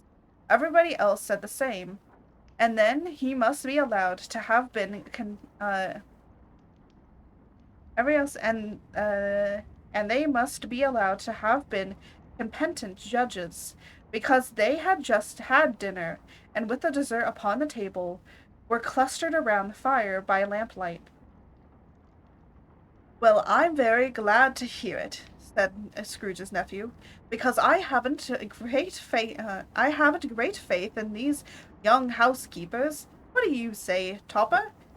Topper had clearly got his eye upon one of Scrooge's niece's sisters, for he answered with a that a bachelor was a wretched outcast who had no right to express an opinion on that subject. Where art Scrooge's niece's sister? The plump one with the lace tucker, not the one with the roses, blushed. Do oh, do go on, Fred, said Scrooge's niece, clapping her hands. He never finishes. What he begins to say, he is such a ridiculous fellow. Scrooge's nephew reveled in another laugh, and as it was impossible to keep the infection off, though the plump sister tried hard to do it with aromatic vigor, his example was unanimously followed. Gosh, there's some words in here. I could just go, huh? What are words again? I was going to say, said Scrooge's nephew. I was going to say, said Scrooge's nephew, that the consequences of his taking a dislike to us and not making merry with us is, as I think, that he loses some pleasant moments, which could do him no harm. I'm sure he loses pleasantry companions than he can find in his own thoughts, either in his mouldy old office or his dusty chambers. I mean to give him the same chance every year, whether he likes it or not. For I pity him. He may rail at Christmas till he dies, but he can't help better of it. Help think better of it. I defy him. If he finds me going there in a good temper year after year, saying, Uncle Scrooge, how are you? Yet if it only puts him in the vein to leave his poor clerk £50, that's something. I think I shook him yesterday. It was their turn to laugh now, at the notion of his shaking Scrooge. But being thoroughly good-natured, and not much caring that they laughed at, so that they laughed at, so that they laughed at any rate, he encouraged them in their merriment and passed the bottle joyously. Oh my gosh, my head. After tea, they had some music, for they were a musical family, and knew that they were about when they sung a glee or catch. I can assure you, especially Topper, who could growl away in the bass like a good one, and never swell the large veins in his forehead, or get red in the face over it. Scrooge's niece played well upon the harp, and played among other tunes a simple little air, a mere nothing.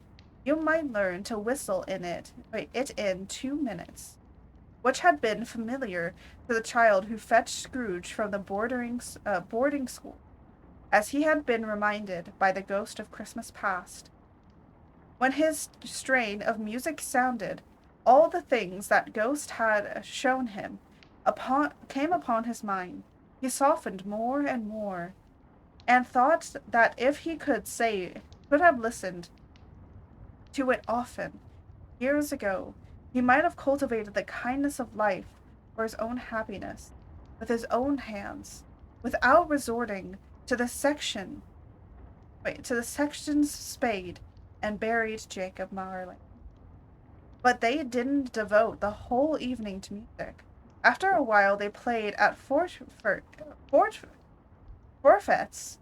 for it is good to be children sometimes, and never better than at Christmas, when its mighty founder was a child himself. Stop. There was first a game at blind man's buff. Of course there was, and I no more believe Topper was really blind than I believe he had eyes in his boot. My opinion is that it was a done thing between him and Scrooge's nephew, that the ghost of Christmas present knew, that he went after that plump sister in the lace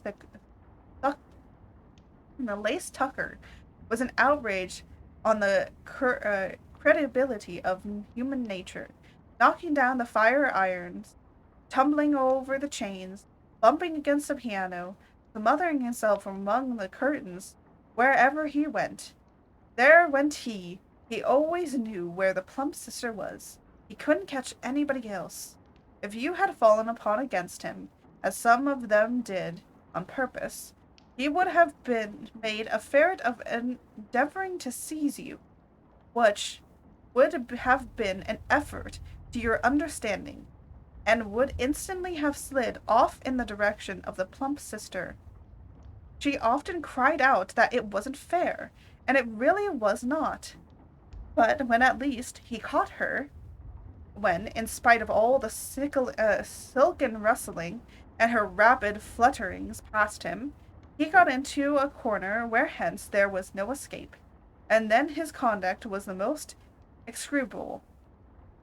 For his for his pretent not to know her, his pretending that it was necessary to touch her headdress, and further to assure himself of her identity by pressing a certain ring upon her finger and a certain chain around her neck was He's fucking assaulting her!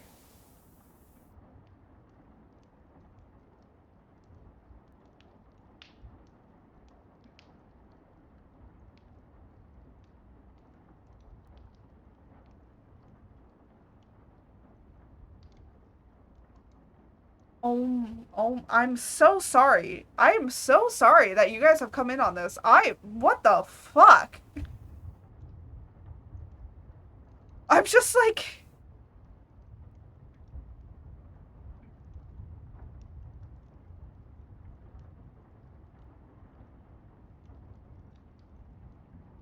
what? Oh my god. Just watch. Honestly, I don't know what's happening, but like, considering that was vile, monstrous, no doubt she told him her opinion of it when another blind man being in office, they were so very confidential together behind the curtains. Wait, are they together? Are they not? I don't get it, because she was blushing at him, so I don't know if this was a consensual thing that they're doing right now, or if it's not, because they're not married, which is weird. I don't know. Maybe this is his way of proposing to her? I don't know. It's very vague. It's very vague. Scrooge's niece was not one of the blind man's buff party, but was made comfortable with a large chair and a footstool, in a snug corner where the ghost and Scrooge were close behind her. But she joined in the forfeits, and loved her love to admiration with all the letters of the alphabet. Likewise at the game of how, when, and where. She was very great, and to the secret joy of Scrooge's nephew, beat her sisters hollow. Though they were sharp girls too, as Topper could have told you, there might have been 20 people there, young and old, but they all played, and so did Scrooge. For wholly forgetting that in the interest he had in what was going on, that his voice made no sound in their ears. He sometimes came out with the guess quite loud, and very often guessed quite right, too, for the sharpest needle, best Whitechapel, warranted not to cut his eye, was not sharper than Scrooge. Than Scrooge. Blunt as he looked it in his head to be. Oh, okay, so the game, so Blind Man Bluff is basically like tag. A how, when, and where is a little bit like charades.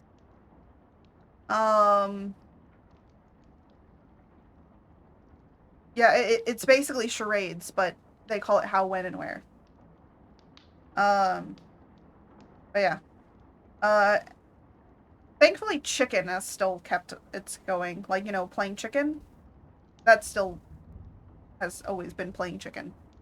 Ow, I hit my teeth. I hate when I do that. I have such big front teeth that I forget how big my front teeth are, and I try and drink something, and then I hit my teeth.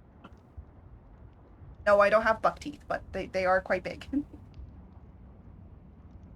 The ghost was greatly pleased to find him in his mood, and looked upon him with such favor that he begged like a boy to be allowed to stay until the guest departed.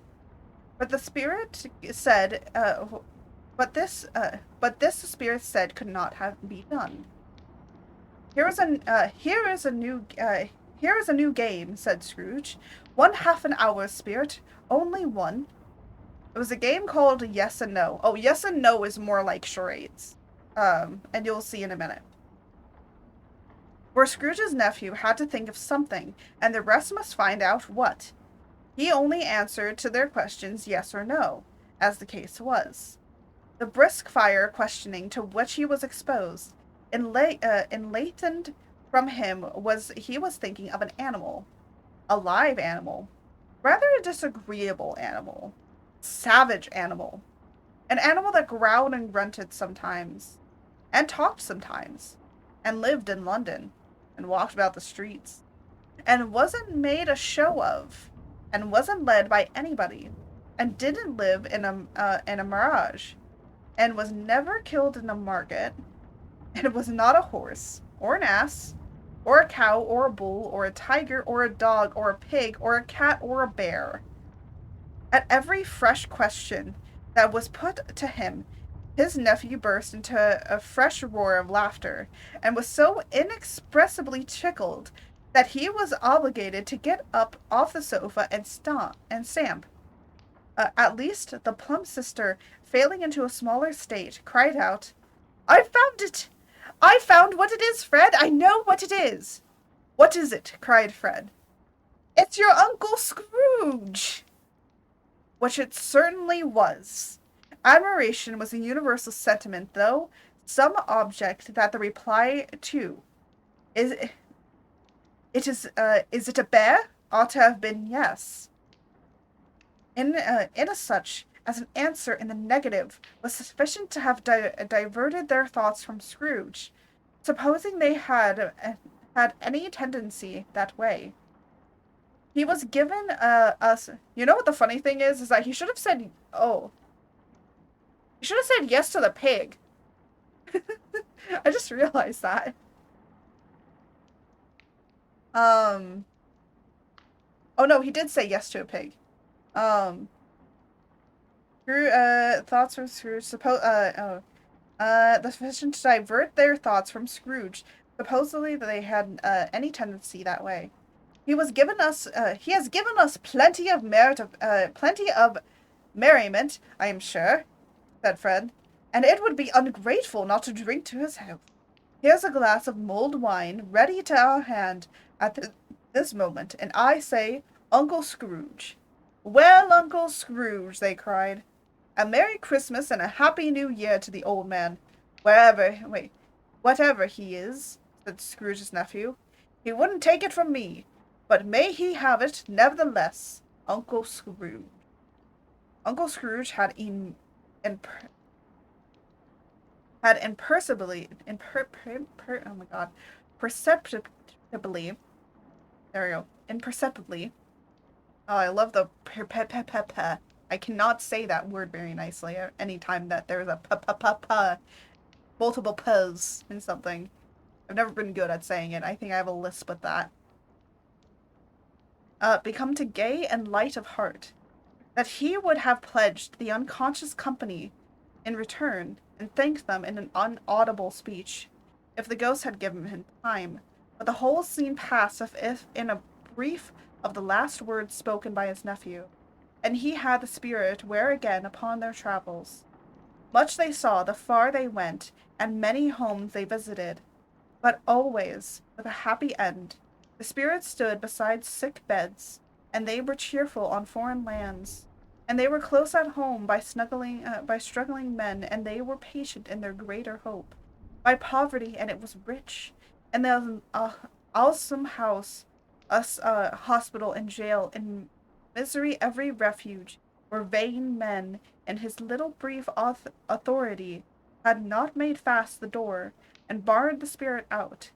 He left his blessing, and taught Scrooge his percepts. It was a long night, if it were only the night, but Scrooge had his doubts of this, because the Christmas holiday appeared to be condensed into the space of time they passed together. It was strange, too, that while Scrooge remained unaltered in the outward form, the ghost grew older, clearly older. Scrooge had observed this change, but never spoke of it until they left a children's 12th night party. When, looking at the spirit, they stood together in an open place, he noticed that its hair was gray.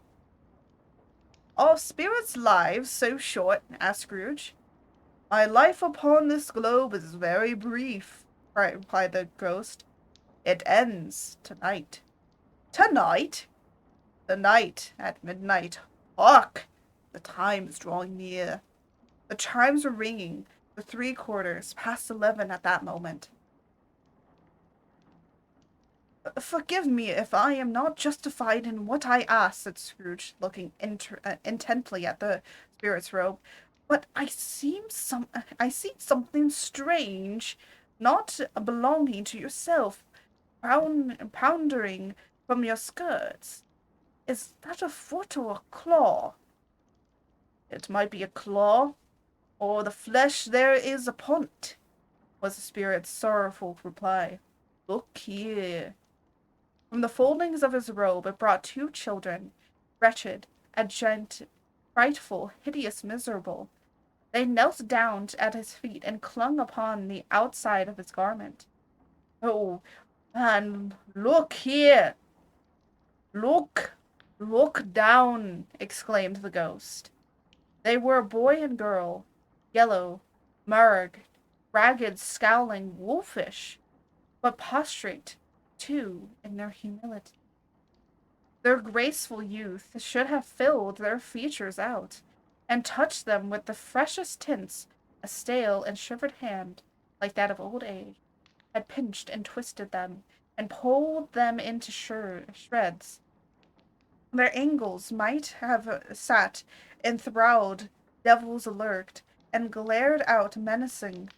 No change, no degradation, no perversion of humanity in any grade, though all the mysteries of wonderful creation, as monsters half as horrible, were dread. Here's the children.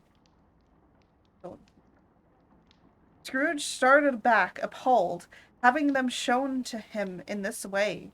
He tried to say that they were fine children, but the words choked themselves. Rather than be parties to a lie of such enormous magnitude. "Spirit, are they yours?" Scrooge could say no more. "They are man's," said the spirit, looking down upon them, "and they cling to me, appealing from their fathers. The boy is ignorance, the girl is want. Beware them both, in all of their degree. But most of all beware this boy, for on his brow I see that written which is doom. Unless the writing be erased, deny it," cried the spirit, stretching out his hand towards the city. "Slander those who tell it ye. Admit for your factious purpose, and make it worse, and bid the end. Have they no refuge or resource?" cried Scrooge. "Are there no prisons?" said the spirit, turning on him with the last time, with his own words. "Are there no workhouses?" The bell struck 12. Scrooge looked after him, for the ghost saw it not. As the last stroke ceased to vibrate, he remembered the prediction of old Jacob Marley, and lifting up his eyes, beheld a solemn phantom, draped and hooded, coming like a mist among the ground towards him. Okay, hold on, let me pause. Boop. Okay. I'm gonna go get some nom noms really quickly, and also, I need to refill my tea. Because so, so what we're gonna do, or what I'm gonna do, is go into that really quickly. Uh, George, you're,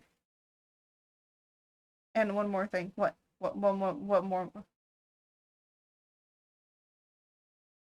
Yes, I'm gonna go stretch. I'm gonna go walk around my house and stretch a little bit on the way. So thank you. Thank you. Thank you for the stretchies. And George, you're in charge. I see that someone tried to get a seal bounce and didn't get it. So here's your seal bouncer. Is it 1,000?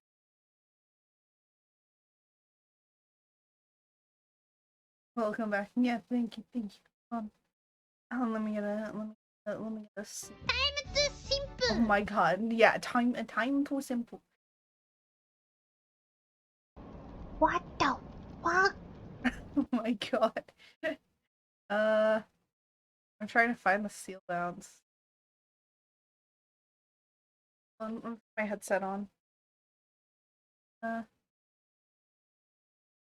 Like further down here. Oh, here we go. There you go.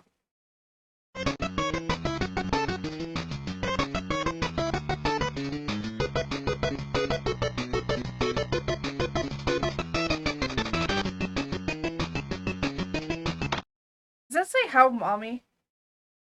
Yo, the hot cocoa jiggled in the bubble. Yeah, my hot cocoa jiggles. Jiggles. Yeah, it's really funny. It is kind of funny that it jiggles. I will say, when I noticed that one time when I was like doing some stuff, I was like, oh, it jiggles on my boobs. Funny enough, it was actually this that made me discover that yes, I do have jiggle physics. It's not very noticeable, but it's really noticeable when you put something on your boob. Anyways, I'm still somewhat eating to recover energy.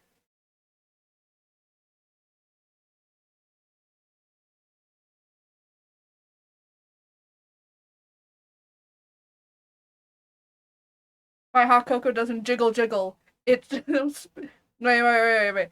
My cocoa jiggle jiggle. It don't spill. Let me see you wiggle wiggle for sure.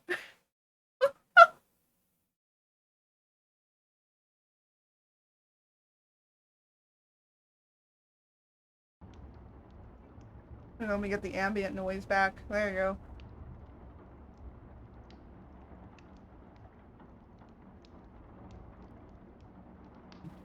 How lewd is art? Man, I think Streamlabs is broken today.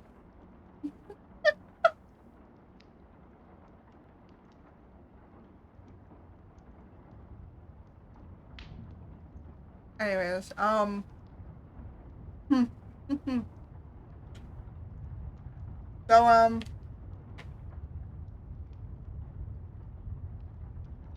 my god, how chill is art? Yeah, it do be a little broken today.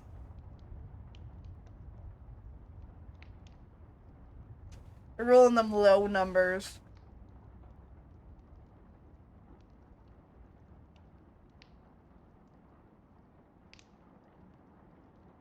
Oh, I do have some small news for the emotes. Bongo Cat emote is getting updated. It's just pending right now, so I have the old one still on.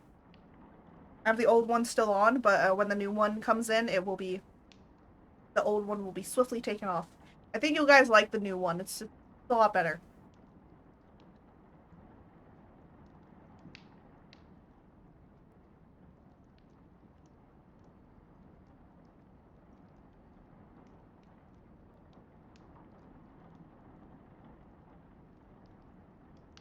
Did you just send me?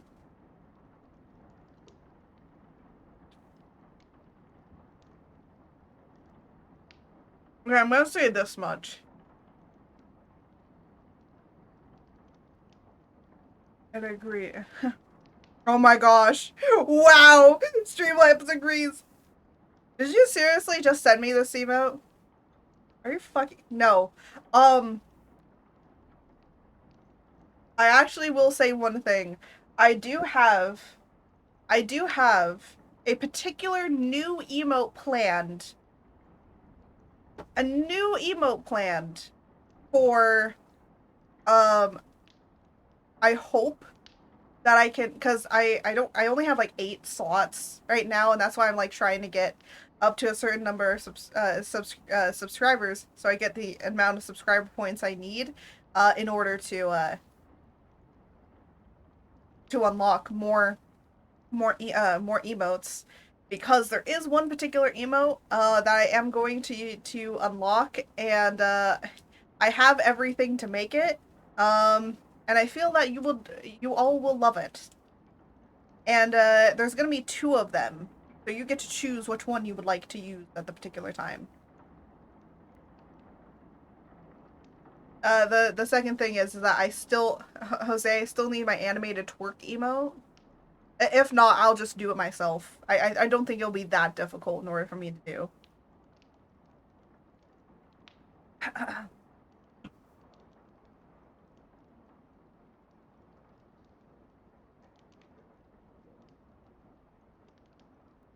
That way. There you go. Oh my gosh, my bottle's just. But anyways, without further ado, let us get into chapter 4. I now have my energy regained because I had food. Twerk emote? Yeah. Sighs, exhausted. Yes, queen. Yes, I demand it. I demand my twerk.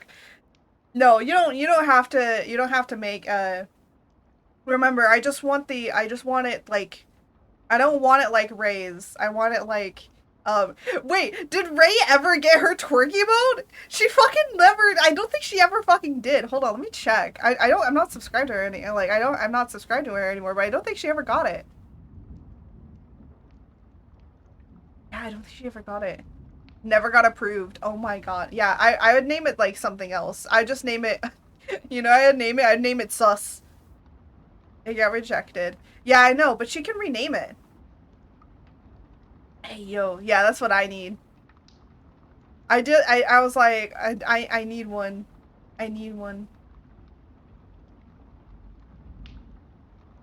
Another one that I was thinking of was something else that was funny. Which is, Jose will know this, the card swipe. That's what she told me. But Ray Smooth Rain. Yeah, I know. I'll try and remind her. I'll try and remind her. Uh, you can keep bugging her in the mod chat though, because you're also mod. But there was another one, Jose. If you can't do the twerk, and if you think that the card swipe will be easier, you can do the card swipe. You know you know which one I'm talking about. Um, the Uno reverse. Ooh, I could. That'd be funny. She animated, she has her animated emote swapped out. Oh, okay. She got rid of the glue drink. No! She's doing the shark ones at the moment. Oh, yeah. Yeah, sometimes, like, there might be, emotes on here that might get swapped out for different things. Like, I've actually done that already. There's, like, some emotes that I have that are older that I swapped out for newer ones, but I don't delete them. It's just like I kind of have now like a little library of different ones to use. Like currently I have like basically all my new emotes, but until I get like all the slots open for it, I'm keeping my like George and everything. I actually have a new raid emote, but I'm gonna, but everyone likes the George emote as well, so the George wants to raid and the new raid emote are gonna be on together. Hi, puppy. Hi, puppy. Do you want uppies? You want uppies? Hold on, come here. I should put a boop the nose redeem. I'll make it 4 doubloons. Make it 4 points. Um, where you can ask me to boop her nose. Hi. Hey, puppy. But anyways, without further ado, I got to trim that. Without further ado, let us continue on in our escapades of reading. But before we do, I'm gonna take another Claritin because there is something in this fucking house that is making me go weirdy. But I think my mom has not lit a particular candle today, and I think I'm allergic to the smell of that. There's some scent in there I'm allergic to. Oh. There we go. Claritin almost didn't go down. But besides the tea, I also have water now, so that is going to be more beneficial to me. So then, let us go for it. What's this color? Sorry, oh my gosh. I was thinking about making some specific Christmas emotes, but then I'm not going to be streaming through Christmas, so... But I'll make some Christmas emotes to put up in my shop, probably.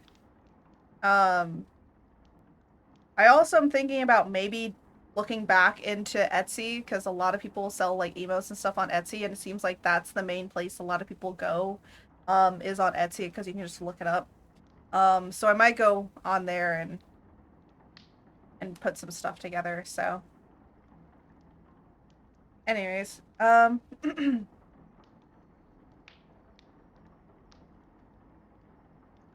so we are on chapter 4, or stave 4, the last of the spirits. The phantom slowly, gravelly, silently approached. When it came near him, Scrooge bent down upon his knee, for in the very air through which the spirit moved, it seemed to scatter gloom and mystery. It was shrouded in a deep black garment, which concealed its head, its face, its form, and left nothing of it visible, save one outstretched hand. Before this, it would have been difficult to detect its form from the night, and separate it from the darkness by which it was surrounded. He felt that it was tall and stately when it came beside him, and that its mysterious presence filled him with a solemn dread. He knew no more, for the spirit neither spoke nor moved. Am I in the presence of the ghost of Christmas yet to come? Said Scrooge. What? The third ghost. Oh my god, no! Why did you have to say that? No! No! I swear to God, if a new Christmas Carol movie comes out and they have fucking Mariah Carey play the fucking ghost of Christmas yet to come, I am going to fucking murder somebody. No, I'm joking. I won't kill somebody. But no, no, no, you do not plague my chat with that thought. No. No, go to your quarter. Go to your quarter. I don't know what quarter it is, but no. Bad mod. Even my dog looks upon you disapprovingly. Right, puppy? Disapprove. We completely disapprove. Getting some belly rubs. Getting some belly rubs. Belly rubs. Belly rubs. Anyways. The spirit answered not, but pointed onward with his hand. You were about to show me the shadows of things that have not happened, but will happen in the time before us, Scrooge pursued. Is that so, spirit? The upper portion of the garment was contracted for an instant in its folds, as if the spirit had inclined its head. That was the only answer he received. Although well used to ghostly company, by the time Scrooge feared the silent shape so much that his legs trembled beneath him, and he found that he could hardly stand, and he prepared to follow it. The spirit paused a moment, as observing his condition, and giving him time to recover. But Scrooge was all the worse for it. It thrilled him with a vague, uncertain horror to know that behind the dusky shroud there were ghostly eyes intently fixed upon him, while he, though he stretched his own to the utmost, could he see nothing upon the spectral hand, and one great heap of black. "The ghost of the future," he exclaimed, "I fear you more than any spectre I have seen. But as I know your purpose is to do me good, and as I hope to live to be another man from what if I was, I am prepared to bear you company, and do it with a thankful heart. Will you not speak to me?" It gave him no reply. The hand pointed straight before them. "Lead on," said Scrooge, "lead on. The night is waning fast, and it is precious time to me. I know. Lead on, spirit." The phantom moved, always as it had come towards him. Scrooge followed in the shadow of its dress, which bore him up. He thought he carried him along. They scarcely seemed to enter the city, but the city rather seemed to spring up about them, and encompass them as its own act.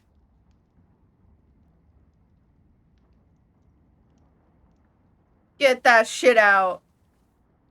What were you trying to say? What were you trying to say? You can't just say that and walk away. What?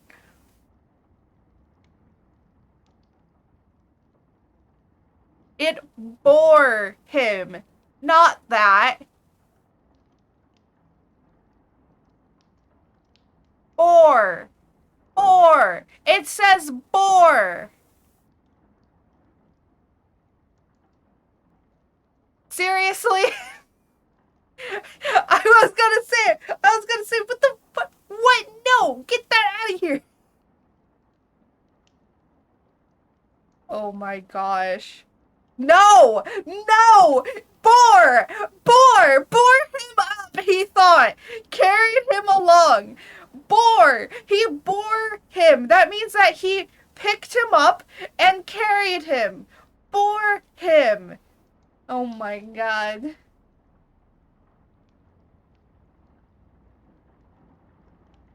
I'm gonna move on. They scarcely seemed to enter the city, for the city, the rather incumbent, okay. Oh, I'm going to Google to find out what that is. No, no, no, don't look up what that word is. You can look up bore, okay? B-O-R-E, okay? B-O-R-E. That's how you spell it. Not what my dog is like, what the fuck is going on in this, what on earth is going on in the House of Commerce? I don't know anymore, puppy. I don't. I really don't.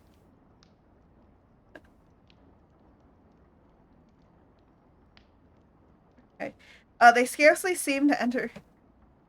Oh, no, I did not need that. Yeah, yeah, yeah! That's why you don't look it up! That's why you don't look it up! Hi, puppy. Mwah. My chat is being unholy currently.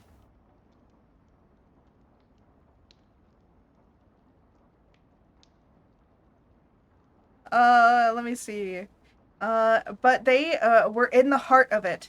On change amongst the merchants, hurried up and down, and chinked the money in their pockets, and conversed in groups, and looked at their watches, and trifled thoughtfully through their great gold seals, and so forth, as Scrooge had seen them often. The spirit stopped beside one little knot of businessmen, observing that the hand was pointed to them. Scrooge advanced to listen to their talk. "No," said a great fat man with a monstrous chin. "I don't know much about it either way. I know he's dead." "When did he die?" inquired another. "Last night, I believe." "Oh. Why, what was the matter with him?" asked a third, taking vast quantity of snuff out of a very large snuff box. Oh my gosh, they're high as shit. "I thought he'd never die." If you don't know what snuff is, Go look up what snuff is. I don't think I can say it, but let's just say it's a drug. It is a drug. But back then it was not. I couldn't clip it. Oh my. No! Don't go back and clip it. You're gonna have to rewatch the entire thing if you want it clipped. A, a, a raccoon? Yes, it's a raccoon, okay? Bet. Oh, fuck off. My dog is disappointed in all of you right now. She's looking at me with such disappointment. She's disappointed at all of you.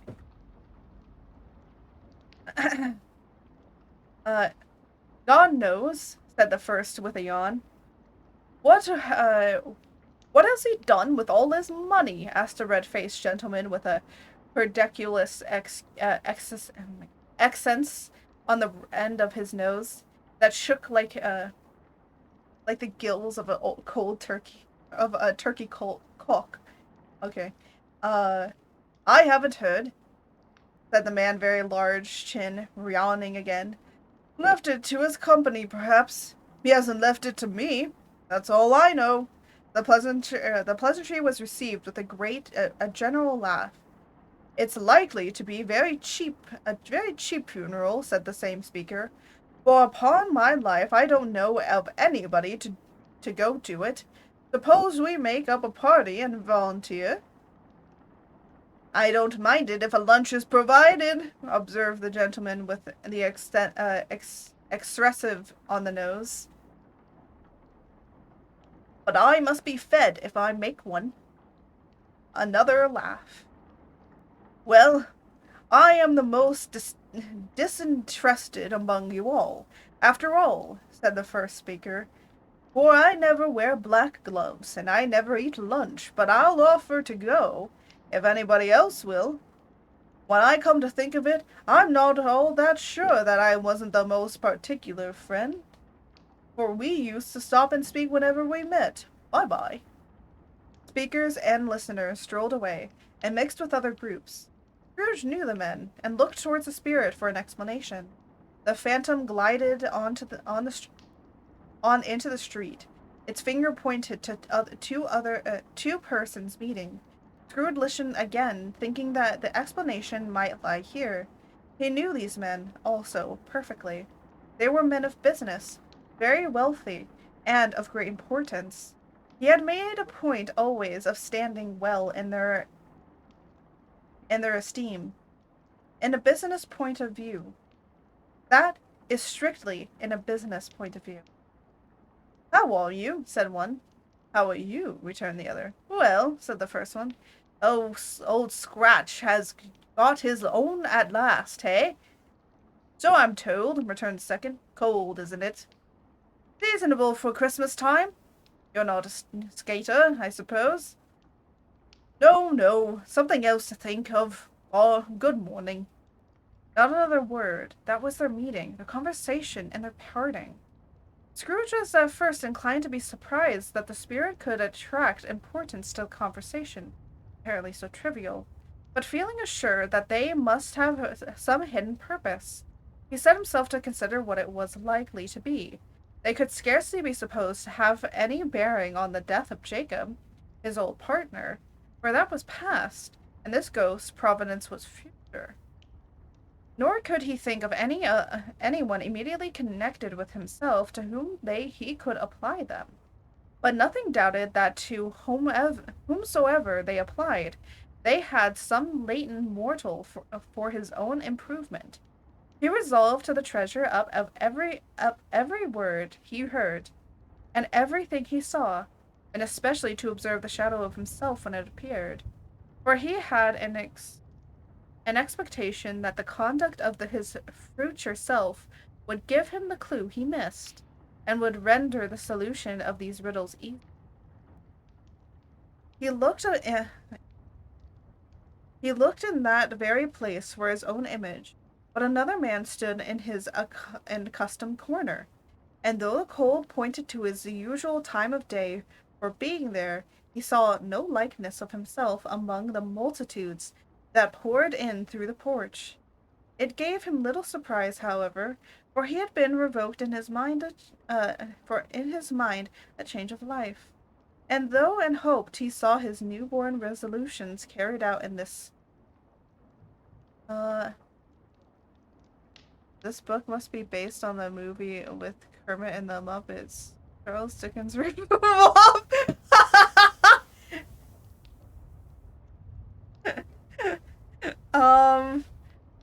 um, I think you have the wrong way around, sir. I think you have it extremely the wrong way around. Quiet and dark, beside him stood the phantom, and his outstretched hand. When he roused himself from his thoughtful quest, he fastened from the turn of the hand, and its situation referenced himself. That the unseen eyes were looking at him keenly. It made him shudder and feel very cold. No, they ripped the story from Fortnite. Oh my god, no! I swear to god, if fucking Fortnite puts like Charles Dickens, like, you know, Charles, like, Christmas Carol, like, characters in fucking Fortnite,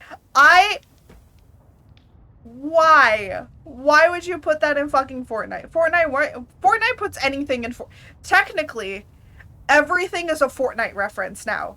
Like, you know how, like, everything is a JoJo's reference? No. Everything is now a Fortnite reference. Think about it. Bananas? Fortnite reference. Pinatas? Fortnite reference. Fortnite has ruined an entire generation.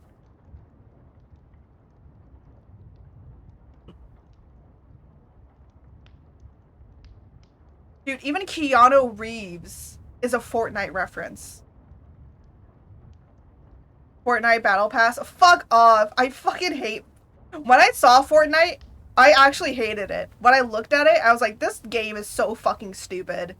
This is such a stupid game. It's a guy from Fortnite.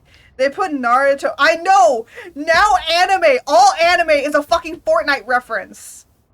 I fucking hate it. I cannot wait for Fortnite to eventually crash and burn, because I'm gonna be dancing on its grave. Oh my god, not Goku too! Oh my god, what the fuck are they- Why? Why Fortnite? Why do you need to do this?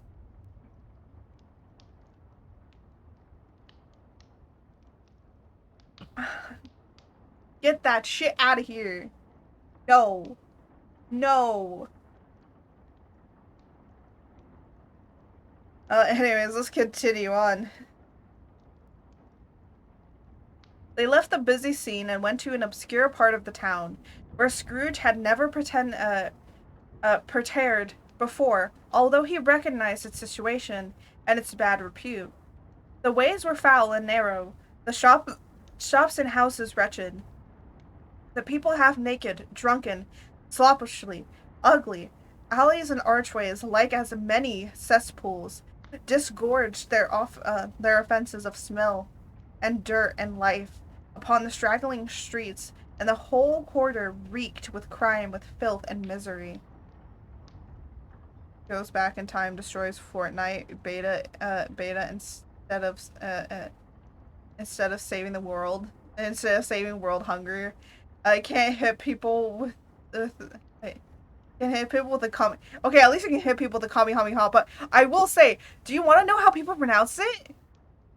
They pronounce it as Kami-Kamiha. Or they pronounce it weirdly.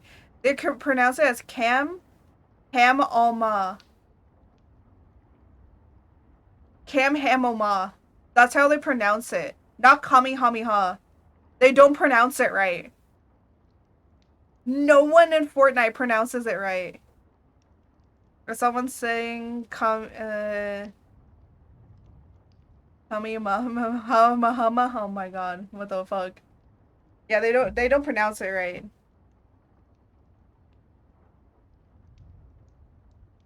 Well, people that know what it is pronounce it right. But there's people that have never watched like Dragon Ball that don't know how to pronounce it right, which can make sense, but doesn't Goku say it? So it kind of seems inconsiderate. And considering that people do correct you to say it correctly, and they still say it wrong, nah.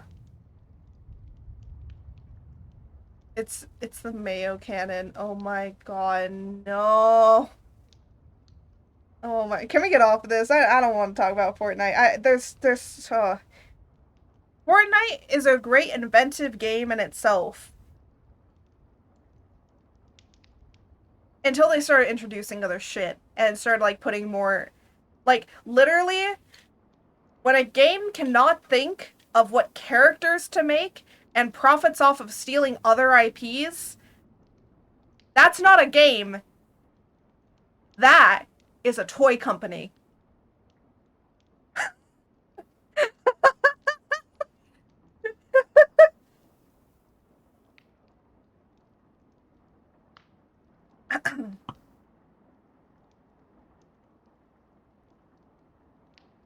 And me and mine, toy companies are looked really down upon in that of business, so just so you know. Anyways, so where were we? Oh yeah. The offensive smell and dirt and life upon the straggling streets. The whole quarter reeked with crime and filth and misery.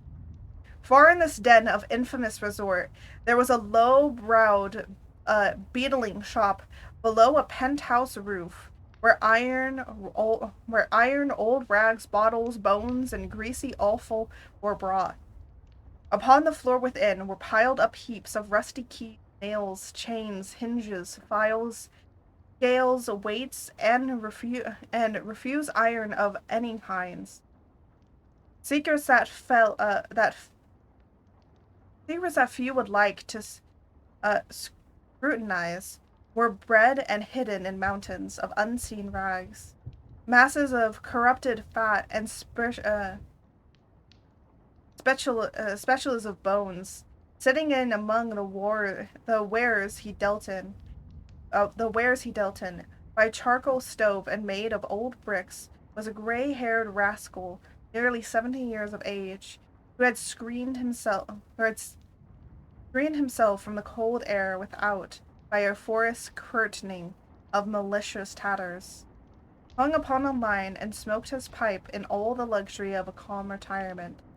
Scrooge and the Phantom came into the presence of this man, just as a woman with a heavy bundle sulked into the shop.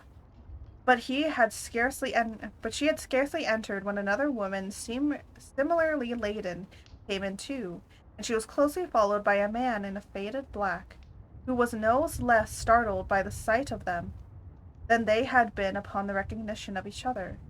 After a short period of blank astonishment in which the old man with the pipe had joined them, they all three burst into laughter. "Let the charwoman alone to be the first," cried she who had entered first. "Yet the laundress alone be the second, and let the undertaker's man alone to be the third. Look here, old Joe, here's a chance. If you haven't all three met here without meaning it." You couldn't have met in a better place," said old Joe, removing his pipe from his mouth. "Come into the parlor. You were made free of it long ago, you know. And the other two ain't strangers. Stop till I shut the door of the shop. Ah, how it shrieks! There ain't such a rusty bit of metal in the place as its own hinges, I believe.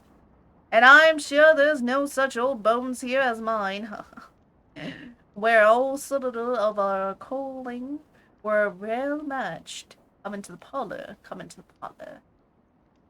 The parlor was a space behind the screen of rags. The old man raked the fire together with an old stair rod, and having trimmed his smoky lamp, for it was night, with the steam of his pipe, put it in his mouth again.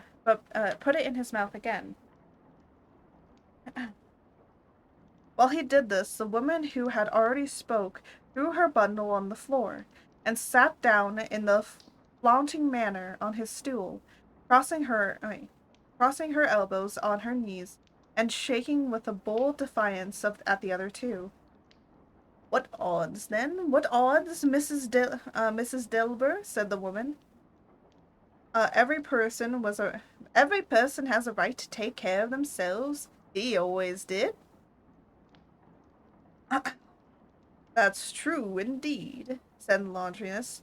No man more so. No man more so. Why then, don't stand starrings. Why then, don't stand starrings as if you was afraid, woman. Who's the wiser? We're not going to pick holes in each other's coats, I suppose. No, indeed, said Mrs. Dilber and the man together. We should hope not. Very well, then, cried the woman. That's enough. Who's worse for loss of a few things like these? Not a dead man, I suppose? If it were wanted to keep in them after he was dead, a wretched old screw, proves the woman. Why wasn't he natural in his lifetime? If he had been, he'd have somebody to look after him when he's struck with death, instead of leering, gasping out at his last there alone by himself. It was the truest word that ever was spoken, said Miss Dilber. It's a judgment on him. I wish I was a very heavier judgment, replied the woman, and it should have been. You may depend upon it. If I could have laid my hands on anything else, on the bundle old Joe, and let me know the value of it. Speak out plain. I'm not afraid to be the first, nor afraid for them to see it. You know pretty well that we were helping ourselves before we met here, I believe. No sin. Oh, the bundle, Joe. But the gallantry of her friends would not allow of this, and the man in faded black mounted the branch first, and pounced his plunder. It was not extensive. A seal or two, a pencil case, a pair of steel buttons, and a brooch of no great value were all. They were severally examined and appraised by old Joe, who chalked the sums he was disposed to give for each upon the wall, and added them up into a total when he found that there was nothing more to come. That's your account, said Joe, and I wouldn't give another 6 pence if I was to be boiled for not doing it. Who's next? Mrs. Dilber was next. Sheets and towels, a little wearing apparel, 2 old-fashioned silver spoons, a pair of sugar tongs, and a few boots. Her account was stated on the wall and in the same manner. I always give too much to ladies. It's a weakness of mine, and that's the way I ruin myself, said old Joe. That's your account. If you asked me for another penny and made it an open question, I'd repent of being so liberal and knock off half a crown. And now unto my bundle, Joe, said the first woman. Joe went down on his knees for the greater convenience of opening it, and having unfastened a great many knots, dragged out a large heavy roll of some dark stuff. What do you call this? Said Joe. Bed curtains. Ah, returned the woman, laughing and leaning forward on her crossed arms. Bed curtains. You don't mean to say you took 'em down, rings and all, with him lying in there, said Joe. Yes, I do, replied the woman. Why not? You were born to make your fortune, said Joe. You certainly do it. I certainly shan't hold my hand when I can get anything in it by reaching it out, for the sake of such a man as he was. I promise you, Joe, returned the woman coolly. Don't drop that oil upon the blankets now. His blankets? Asked Joe. Whose else do you think? Replied the woman. He isn't likely to take cold without 'em, I dare say. I hope he didn't die for anything catching, eh? Said old Joe, stopping in his works and looking up. And don't be afraid of that, returned the woman. I ain't so fond of his company that I'd loiter around him for such things if he did. You may look through his shirt till your eyes ache, but you won't find a hole in it, nor a threadbare place. Threadbare place. It's the best he had, and fine one too. They'd have wasted it if it hadn't been for me. What do you call wasting of it? Asked Oldro. Putting it on him. To be buried in, to be sure, replied the woman with a laugh. Somebody was a fool enough to do it, but I took it off him. If Calico ain't good enough for such a purpose, it isn't good enough for anything. It's quite as becoming to the body. Can't look uglier than he did in the same one. Scrooge listened to this dialogue in horror as they sat grouped about their spoil. In the scanty light afforded by the old man's lamp, he viewed them with a disdain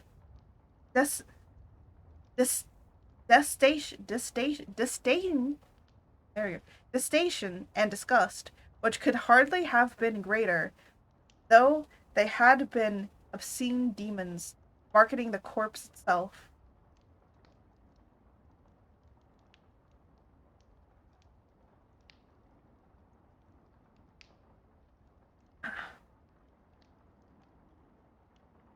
Ha ha! Laughed the woman when Joe pounced a flannel bag with money in it. Told out their several joins upon the ground. Of several gains upon the ground. This is the end of it, you see? He frightened every one away from him when he was alive to profit us when he was dead. Ha ha!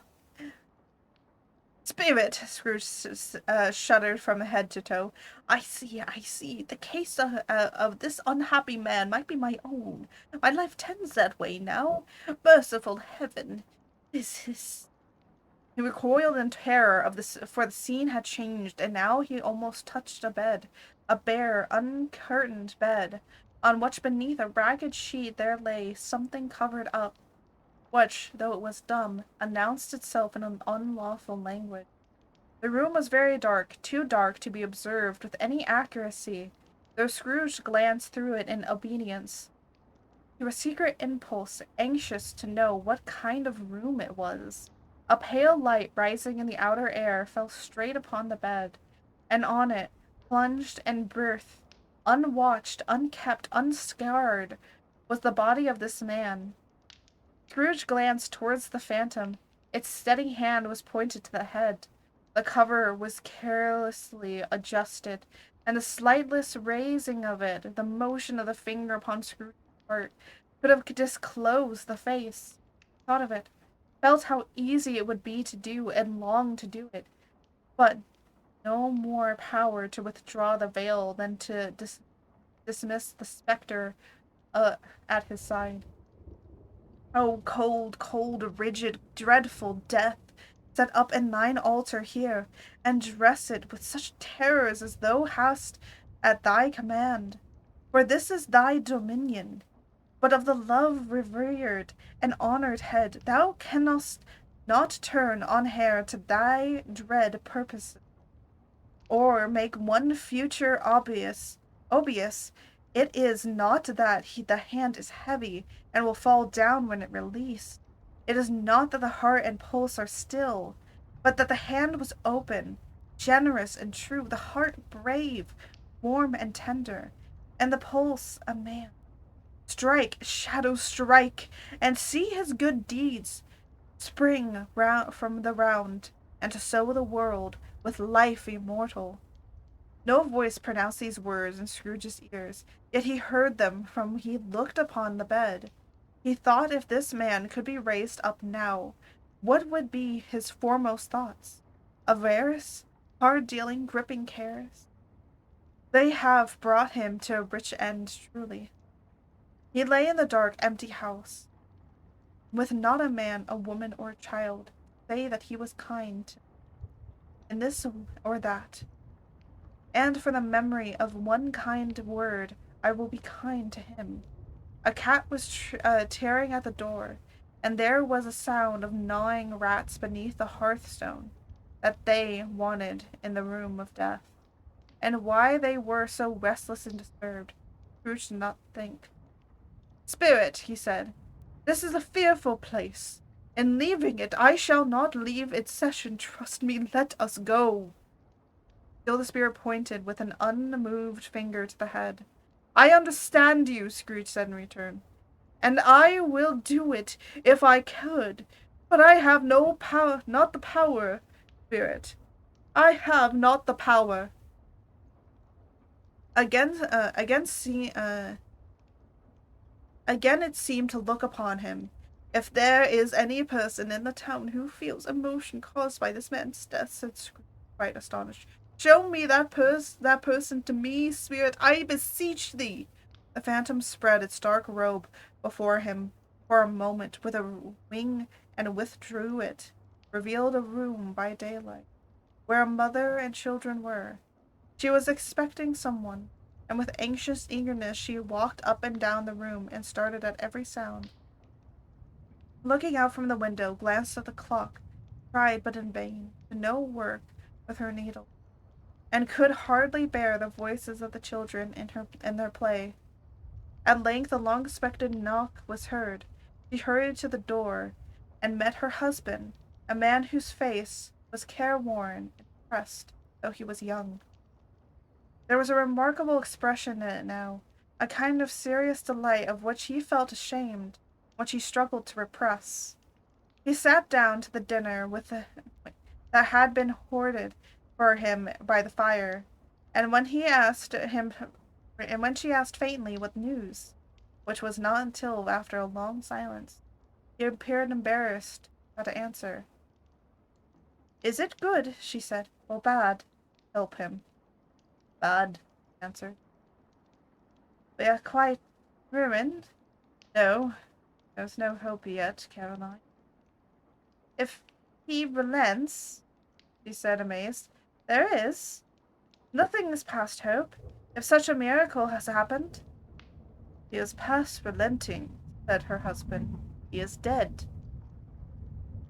She was a mild and patient creature, if her face spoke truth, but she was thankful in her soul to hear it, and she said so with clasped hands, and prayed forgiveness for the next moment, and was sorry, but the first was the emotion of her heart.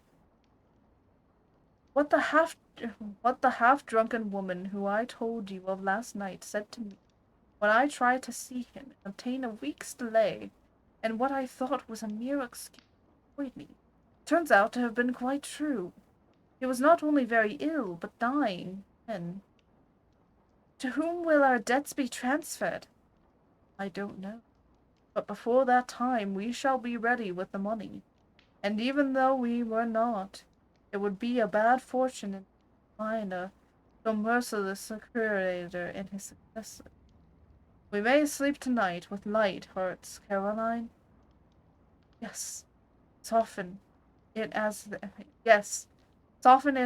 they would, their hearts were lighter.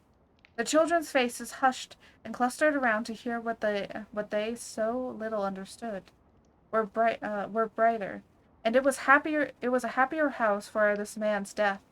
The only emotion that the ghost could show him, caused by the event, was one of pleasure. Let me see some tenderness connected with a death, said Scrooge, or the dark chamber spirit, which we left just now, will be forever present to me.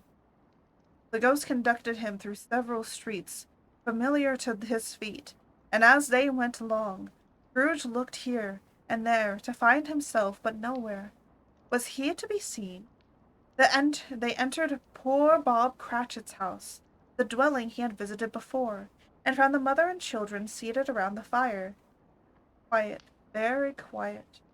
The noisy little Cratchits were as still as statues in the corner, and sat looking up at Peter, who had a book before him.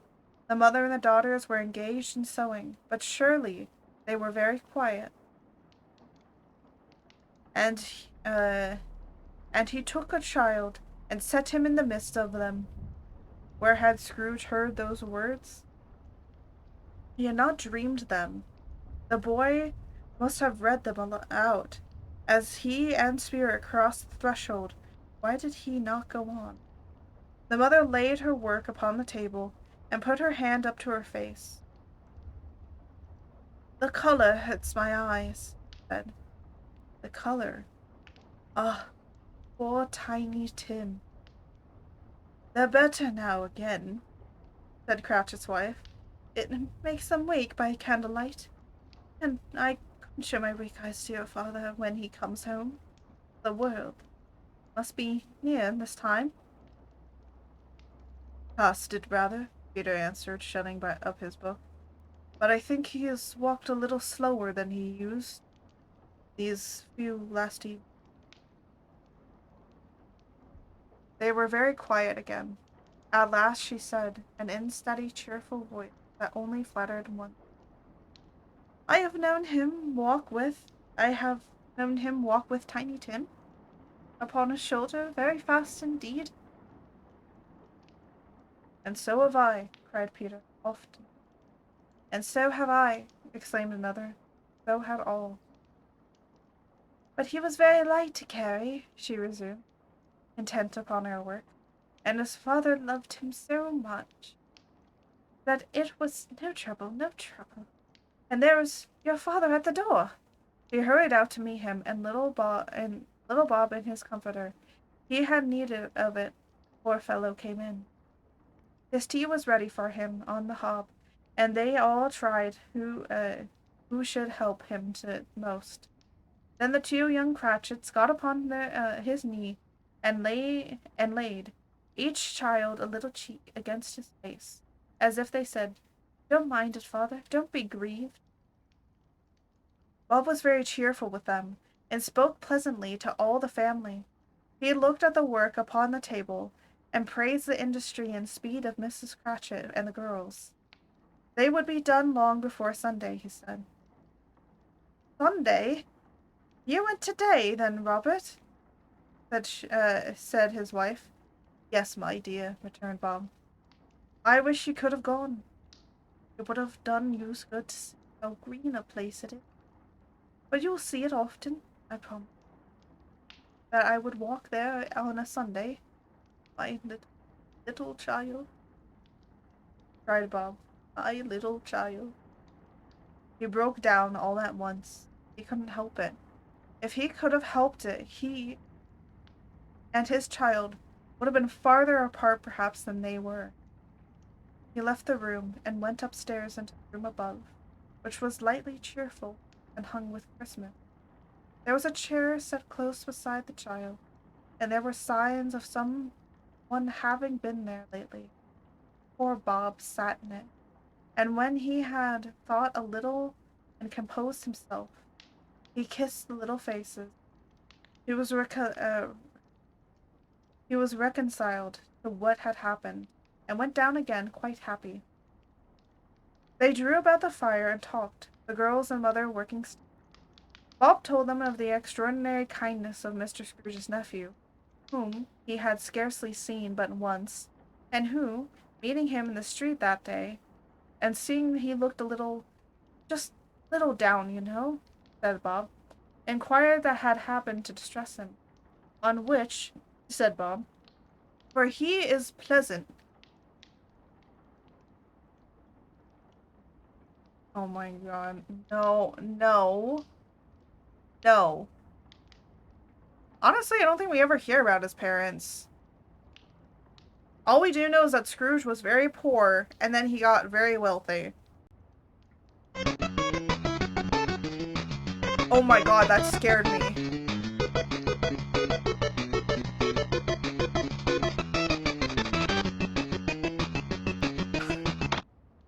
That scared me, but that woke me up. Holy shit.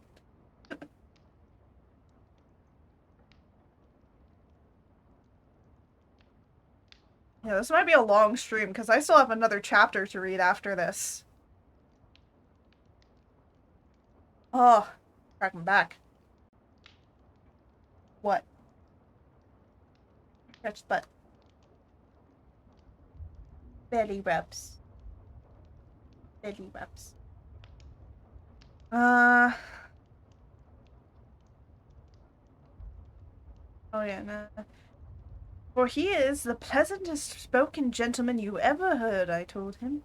Heartily sorry for it, Mr. Cratchit, he said, and heartily sorry for your good wife. By and by. How he ever knew that, I don't know. You knew what, my dear? Why, that you were a good wife, replied Bob. Everybody knows that, said Peter. Well, very well observed, my boy, cried Bob. I hope they do. Heartily sorry, he said, for your good wife. If I can be of service to you in any way, he said, giving me his card. That's where I live. Pray come to me. Now it wasn't, cried Bob. For the sake of anything he might be able to do for us. So much of for his kind way that is quite delightful. It really seemed as if he had known our Tiny Tim and felt us. I'm sure he's a good soul, said Mrs. Cratchit. You would sure of it, my dear, returned Bob. If you saw and spoke to him, it shouldn't be all that surprised. Mark what I say. If he got Peter a better situation. Only hear that, Peter, said Mrs. Cratchit. And then, cried one of the girls, Peter will be keeping company with someone and setting up for himself. Get along with you, reported Peter, grinning. It's just as likely as not, said Bob. One of these days, though, there's plenty of time for that, my dear. But however and whenever we part from one another, I'm sure we shall none of us forget poor Tiny Tim. Shall we? Or this first parting that there was among us? No, don't.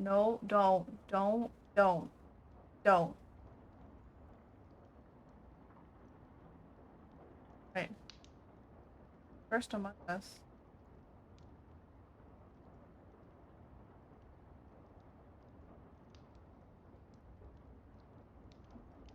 Wait. Hold on. There's a page missing in this. This is Among Us, and then... Oh, what the fuck? Oh, I rolled up. I scrolled up instead of down. Oops! Oops! That was my fault. Never, father, cried they. She said it. No! No! It's in the writing! It's in the writing! It says it in the writing! No, don't you dare fucking do that. No, don't, no, stop, no, there's nothing, no, we are not, no. No. No.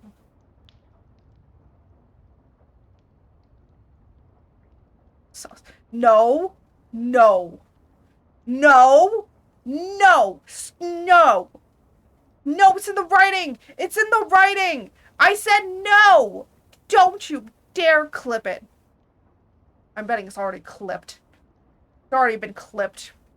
I'm gonna see it come up in a second with a link and everything, and everyone's gonna watch it and laugh at it later. I'm gonna be like, no! No! I hate you all. You know, I say that all the time. I feel like some people in my chat believe that I hate them. No, I just say it as like a thing of fuck you guys.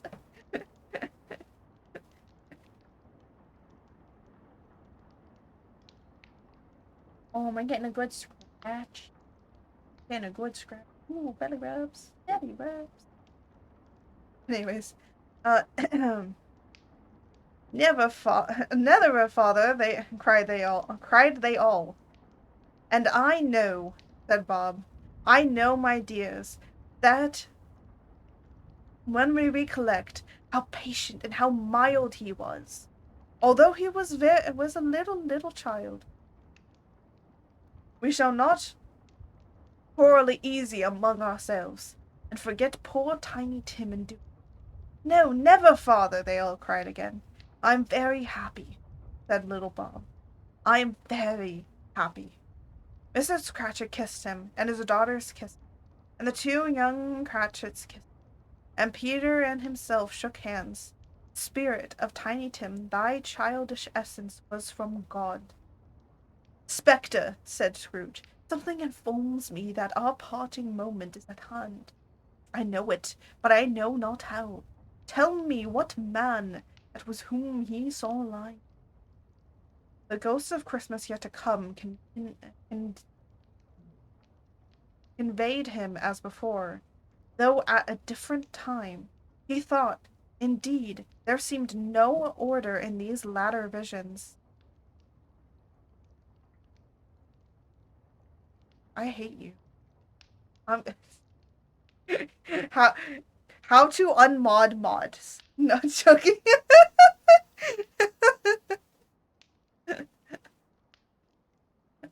Hey, we're coming to the end of this chapter, which means that we're coming to the end.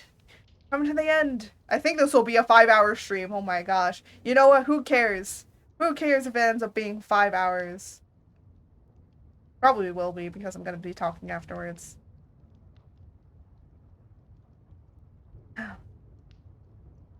Though a different businessman, but showed him not himself.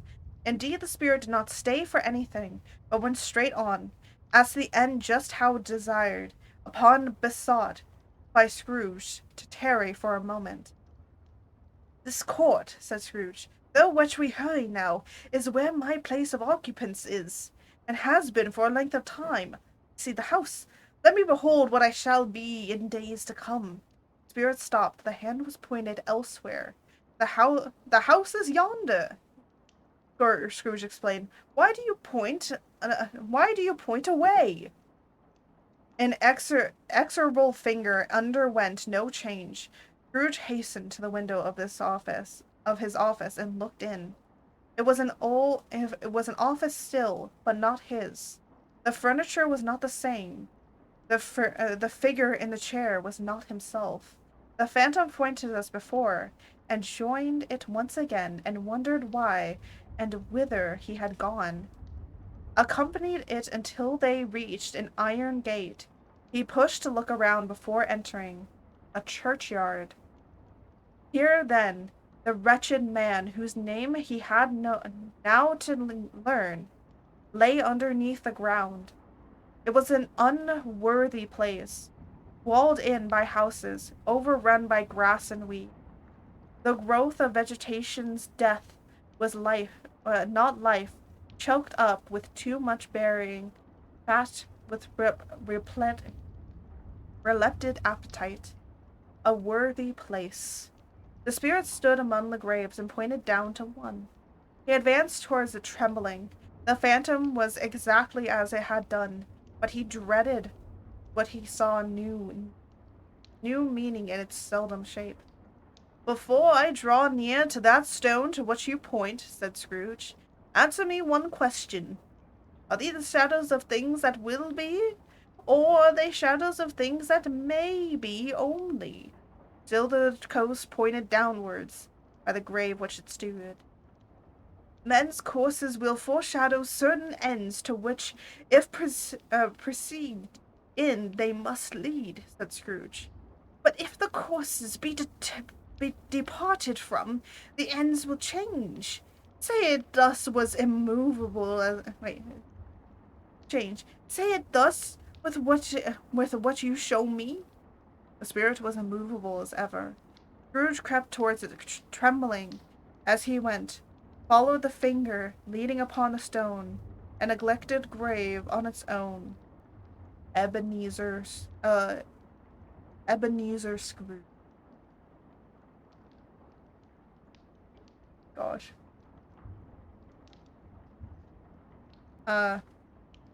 Am I that man who who lay upon the bed?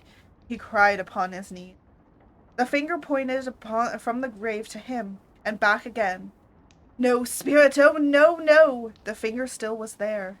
Spirit, he cried, tight clutching his robe, hear me. I'm not the man I was. I will not be the man I must have been but this intercourse.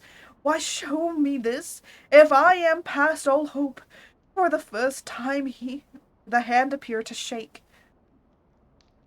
Good spirit, resumed as down upon the ground, and he fell before it. Your nature intercedes for me, and pities me. Assure me that I yet may change these shadows you have shown me by an altered life. The kind hand trembled. I will honor Christmas in my heart and try to keep it all the year. I will live in the past, the present, and the future. The spirits of all three shall strive within me. I will not shut out the lessons that they teach. Oh, tell me I may sponge away the writing on this stone. In his agony, he caught the spectral hand. It sought to free itself, but was strong in its entry and detained it. The spirit, stronger yet, repulsed him, holding up his hand in a last prayer to have his fate reversed. He saw an alteration in the phantom's hood and dress.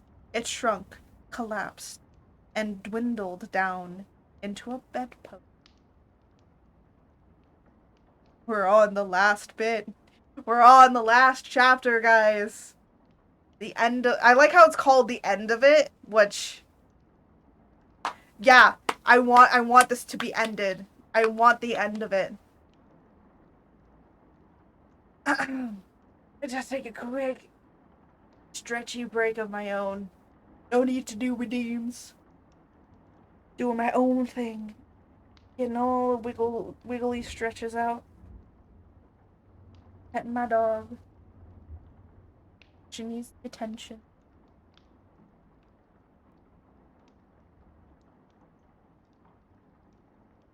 What? Oh my god. Good thing I don't have a GameStop membership anymore. I was gonna get it, but then I was like, nah, I don't go to the GameStop enough to do that.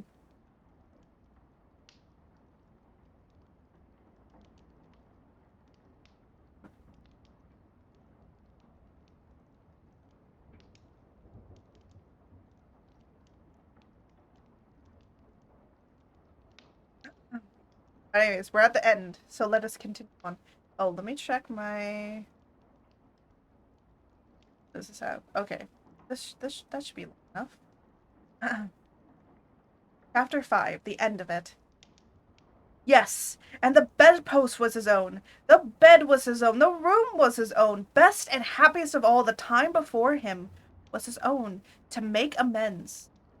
I live in the past, the present, and the future, Scrooge repeated, as he scrambled out of bed. The spirits of all three shall strive within me. Oh, Jacob Marley, heaven and the Christmas time be praised for this. I say it on my knees, oh, Jacob, on my knees.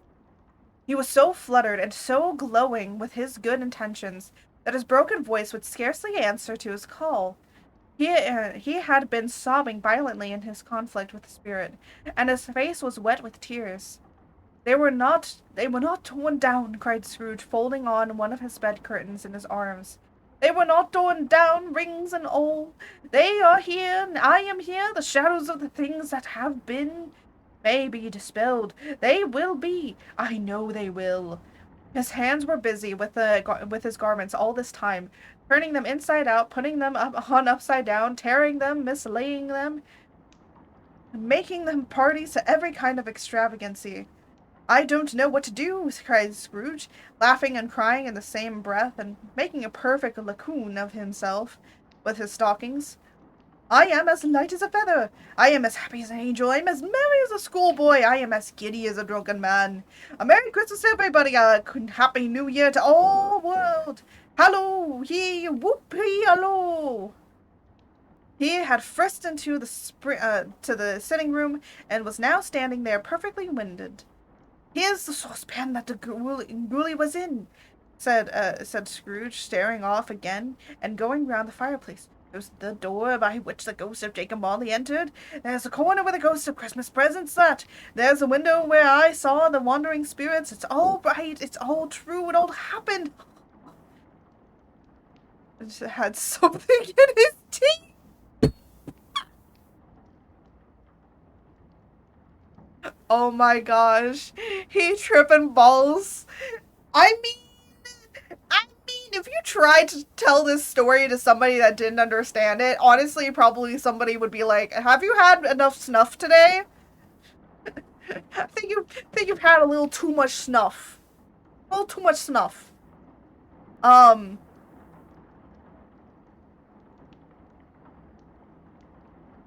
oh, excuse me. Oh, lovely. Yum. You know I'm full of something when I burp.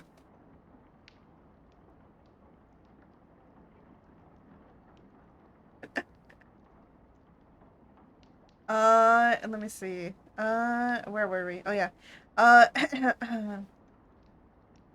really, for a man who had been out of practice for so many years, it was a splendid laugh, a hilarious, illustrious laugh, the father of a long, long line of brilliant laughs. I don't know what day of the month it is, said Scrooge. I don't know how long I've been among the spirits. I don't know how anything. I'm quite a baby. Never mind, I don't care. I'd rather be a baby. Hello, Whoopee, hello there. He was uh, he was checked in his transports by the church's rings, out the luxurious pearls he had ever heard. Clash, clang, hammer, ding dong bell, bell dong ding, hammer, clang, clash. Sorry. Oh, glorious, glorious. Running to the window, he opened it up and put out his head. No fog, no mist, clear, bright, jovial, stirring cold, cold, piping for the blood to dance to. Golden sunlight, heavenly sky, sweet fresh air, merry bells, oh glorious, glorious. What's the day? Cried Scrooge, calling downward to a boy in Sunday clothes, who perhaps had loitered in to look about him. Eh? Returned the boy. That's me every time someone talks to me. Eh? What'd you say? With a mite of wonder. What's today, my fine fellow? Said Scrooge. Today? Replied the boy. Why, Christmas Day. It's Christmas Day, said Scrooge to himself. I haven't missed it. Spirits have done it all in one night. They can do anything they like of. Of course they can, of course they can. Hello, my fine fellow. Hello, returned the boy. Do you know the poulterers in the next street, but one at the corner? Scrooge inquired.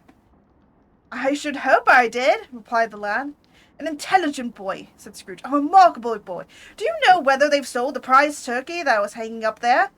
Not the little prize turkey, the big one. What? The big one? The one as big as me? Returned the boy. What a delightful boy! It's a pleasure to talk. Wait, it's a pleasure to talk to him. Yes, my buck. Wait, yes, my buck. It's hanging there now, replied the boy. Is it? Said Scrooge. Go buy it, Walker. No, no. And I am in earnest. Go buy it and tell them to bring it here, that I may give them the direction where to take it. Come back with the man, and I'll give you a shilling. Wait, a shilling. Come back with him in less than 5 minutes, and I'll give you half a crown. The boy was off like a shot. He must have had a steady hand at the trigger. Who could have got a shot off fast, half as fast? Scrooge still tripping balls. Stop! Scrooge is in extreme merriment, okay? He's not tripping balls. He's in extreme merriment. I mean, look at me. Look at me in my extreme merriment.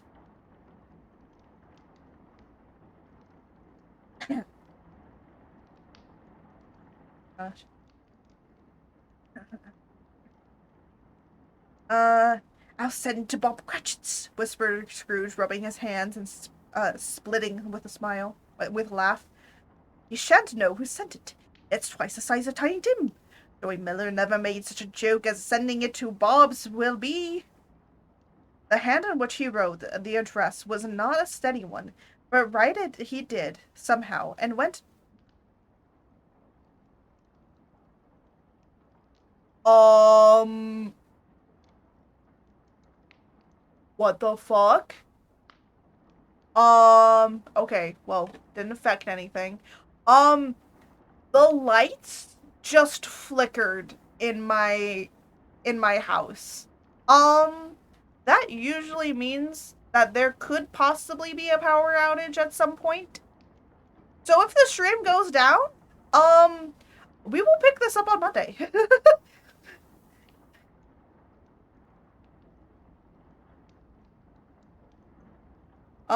Yeah, so there's that.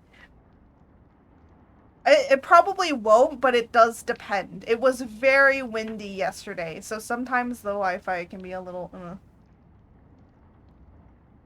I will say, for some reason, it's more likely to go down during the winter time than it is during the summer, which is hilarious. Because you think that it wouldn't, and it does.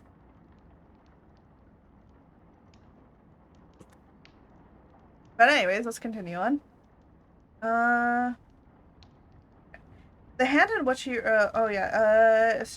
wrote by, and went downstairs to open the street door, ready for the coming of the poulterer's man. As he stood there, waiting his arrival, the knocker caught his eye. I shall love it as long as I live, cried Scrooge, painting it with his hand. I scarcely ever looked at it before. What an honest expression it has its face. It's a wonderful knocker. Here's the turkey. Hello, whoop, ho, who are you? Merry Christmas. It was a turkey. He never could have stood up upon his legs, that bird. He could have snapped him short off in a minute, like sticks of sealing wax. Why, it's impossible to carry that to Camden Town, said Scrooge. You must have a cab. The chuckle with which he said this, and the chuckle with which he paid for the turkey, and the chuckle with which he paid for the cab, and the chuckle with which he recompensed the boy, were only to be exceeded by the chuckle with which he sat down breathless in his chair again, and chuckled till he cried. Shaving was not an easy task, for his hand continued to shake very much, and shaving requires attention, even when you don't dance while you are at it. But if you had to cut the end of his nose off, he would have put a piece of stickling plaster over it, and been quite satisfied.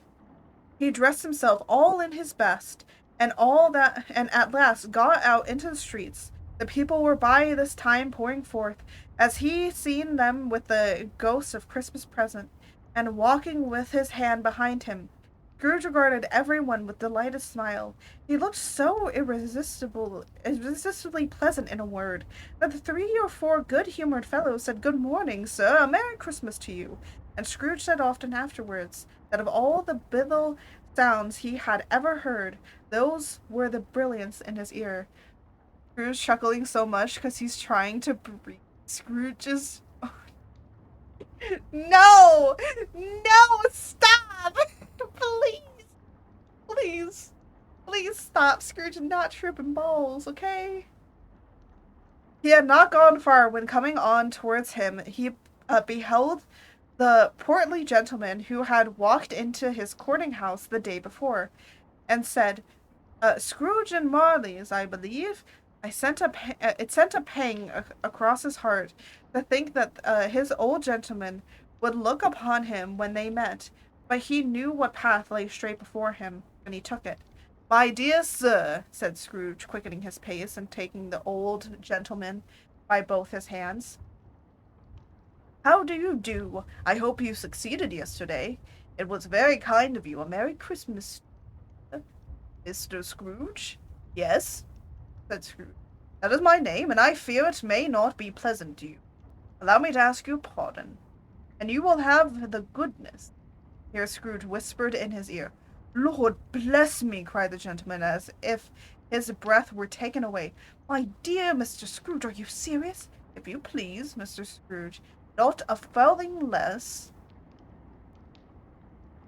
A great many back payments are included in it, I assure you. Will you do me that favor?" "My dear sir," said the other, shaking his hand with him, "I don't know what to say. Such muffin—" "Don't say anything, please," reported Scrooge. "Come and see me. You will come and see me." "I will," cried the old gentleman, and it was clear he meant to do it. "Thank'ee," said Scrooge. "I'm much obliged to you. I thank you 50 times, bless you." He went to the church and walked about the streets and watched the people hurrying to and fro, patted children on the road, and questioned beggars, and looked down into the kitchens of houses, and up to the windows and found that everything could yield him pleasure.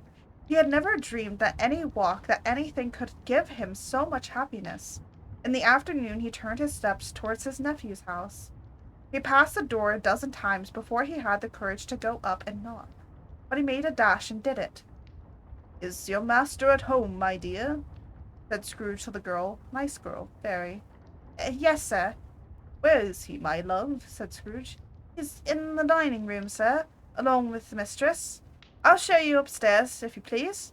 "Thank ye. He knows me." Said Scrooge, with his hand already on the dining room lock. "I'll go in here, my dear." He turned it gently and slid his face in round the door. There, they were looking at the table, which was spread out in a great array, for these young housekeepers are always nervous on such points, and like to see that everything is right. "Fred," said Scrooge, "dear heart alive, his nephew, how his niece by marriage started." Scrooge had forgotten for a moment that her sitting in the corner with the footstool, or he shouldn't have done it on any account. "Why, bless my soul!" cried Fred.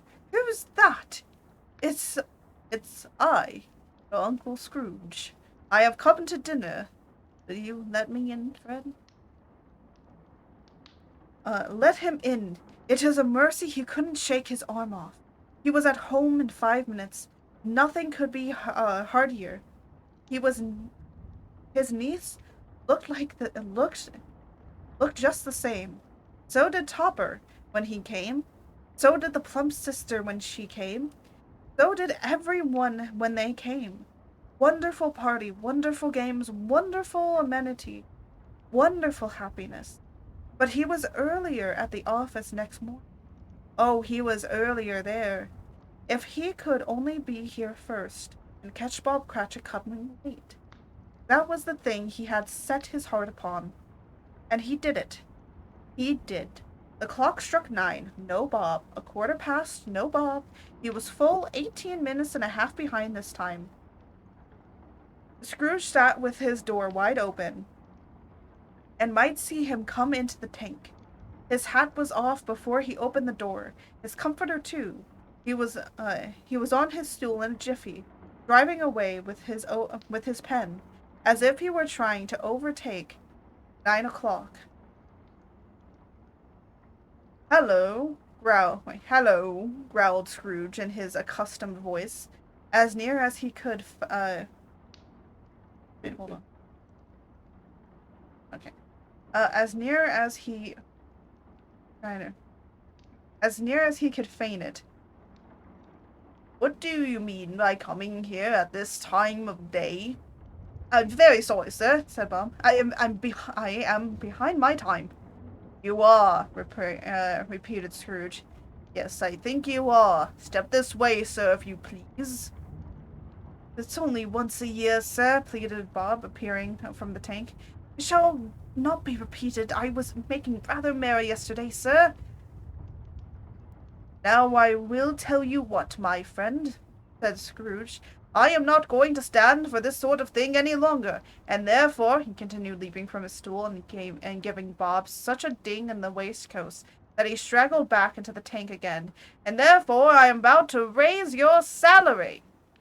Bob trembled and got a little nearer to the ruler, when he had a momentary idea of knocking Scrooge down with it, holding him and calling to the people in the court for help and a straight waistcoat. "A Merry Christmas, Bob," said Scrooge with an earnestness that could not be mistaken, as he clapped him on the back. "A Merry Christmas, Bob, my good fellow. And then I have given you for many a year. I'll raise your salary and endeavor to assist your struggling family. And we will discuss your affairs this very afternoon over a Christmas bowl of smoking bishop, Bob. Make up the fires and buy another coal scackle before you dot another I, Bob Cratchit."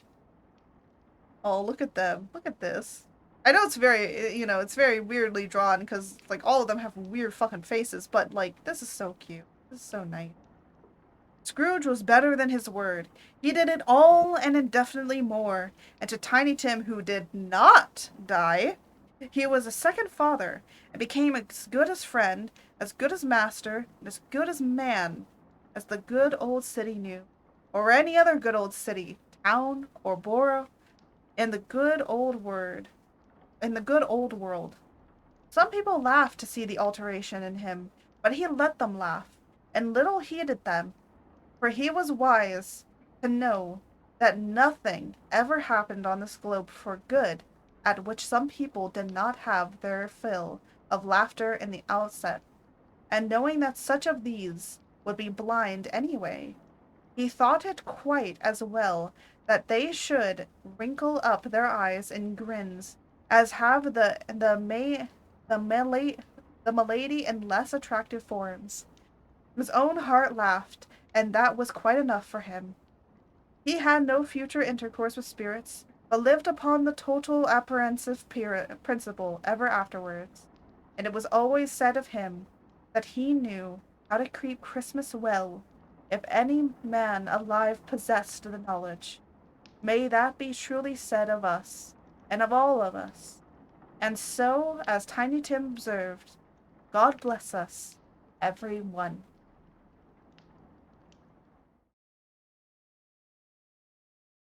And that is the end. That is the end of it. So we did it. We finished in like 2 days. Awesome, awesome, awesome.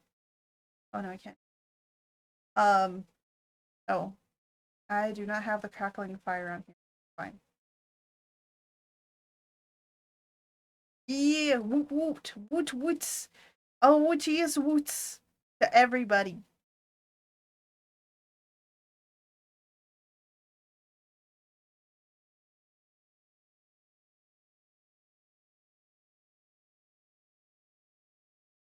We finished. Yeah, we did. We did finish. Mother has set us free. Shut.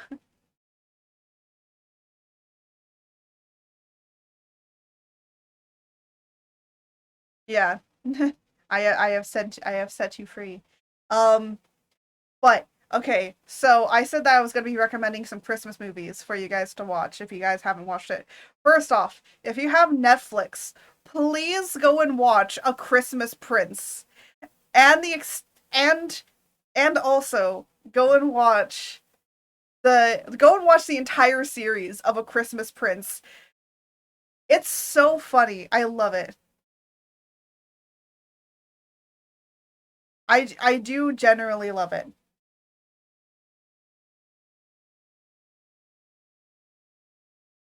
Klaus.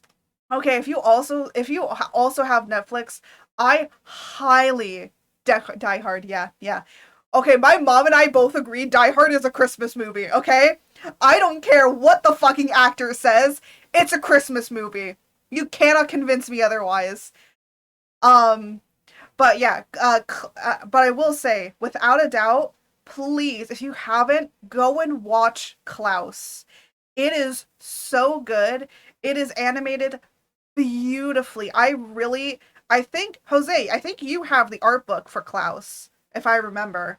I do want it, because I love the rendering that they did in it. It is so beautifully rendered. I love it. Like you know how animation, every frame. Oh, you have it signed! Fuck, I forgot about that. Yeah. So, um, so yeah, I will say, I love, like, you know how they say in animation every frame should be a piece of artwork. Every single frame in that movie is a piece of art. And it shows that animation is not just for children, but it is a piece of art form media in itself. Like, it is so beautiful. It is a retelling of how the story of Santa Claus is, and I love it. And also, if you're a person of like native representation and all of that, it does do a very good representation of the Somali people. I is it Somali? Samo, I forget. It's an S name. I know that much. Um, and I will say I love their fucking dresses and how they dress. They're so colorful. A lot of people are very colorful, but they are super colorful. I just like all the colors in that.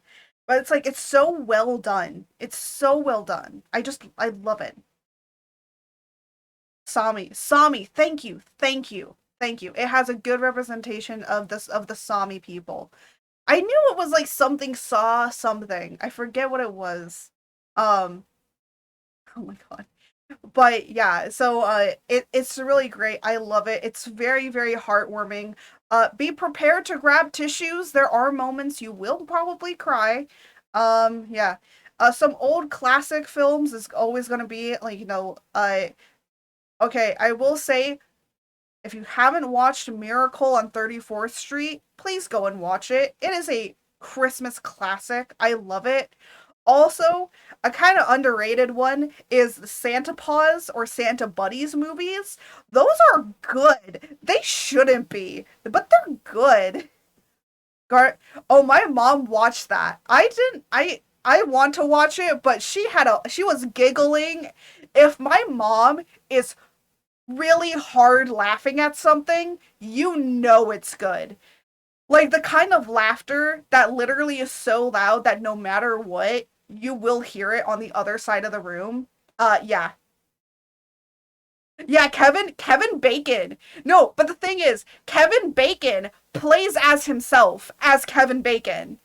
He just is Kevin Bacon. Kevin Bacon is now canonly part of the MCU, but not as a character, just as Kevin Bacon. It's hilarious.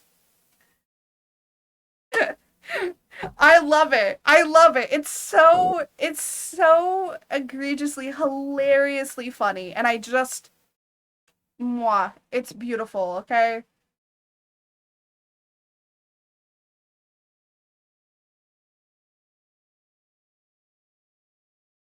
Yeah, Star Wars Christmas stuff.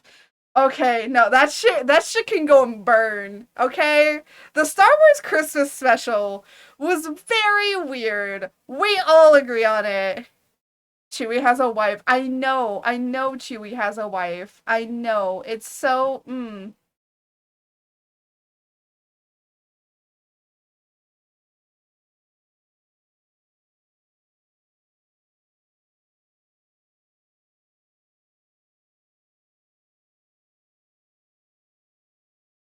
um all right. They celebrate a life day at Galaxy's Edge. Oh yeah, they do. Oh wait, that reminds me. Okay, Grinch. But the Jim Carrey Grinch, okay? You have to watch the Jim Carrey Grinch. That is the best Grinch. So it's an interesting time to get my gosh. Yeah. But like yeah, go and watch these like these awesome movies. But like, go and look up like old classic films and you'll be happy with what you find. Even look, okay, there's a few like B-rated movies that are Christmas movies that are really good. Again, The Christmas Prince, I'm gonna be honest, The Christmas Prince is a B-grade movie. It's like a Hallmark movie, but it's like better. It's like a Hallmark movie, but better.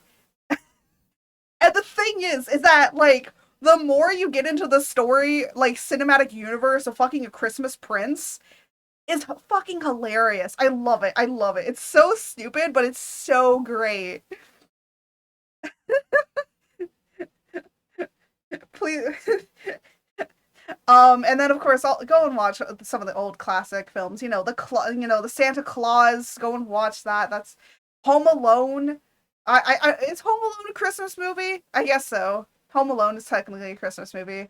Don't watch the new one, the remake of Home Alone. Yeah, no, what was it? Sweet Home Alone? No, fuck that. No, that thing was awful. They did not need to remake it. Um, you know. Oh, of course, go and watch A Nightmare Before Christmas. It is a Halloween and a Christmas movie in one. And actually, that leads me to my next thing.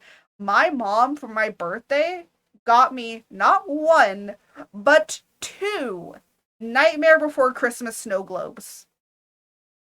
Two of them. They both play the same Nightmare Before Christmas melody because they're also music boxes. Um, but I love them both. I'll take a picture of it. I'll take a picture of them and show you. But I have a small snow globe collection. I only have three currently. One is a Halloween one that is a candle holder as well. And the other two are just music boxes, which is the Nightmare for Christmas ones. And I also have a modest Nutcracker collection. Um, when I take the picture, a lot of people are gonna say that's modest. Krampus. Oh, okay. If you're looking for a spooky Halloween movie, go and watch Krampus. There's another one that is an older one that is also about Krampus, but that one is like, I think it's an English dub because it's originally in a different language. Um, but I don't know what it's called, but you think that Krampus is bad. Oof, no, no, that one is worse.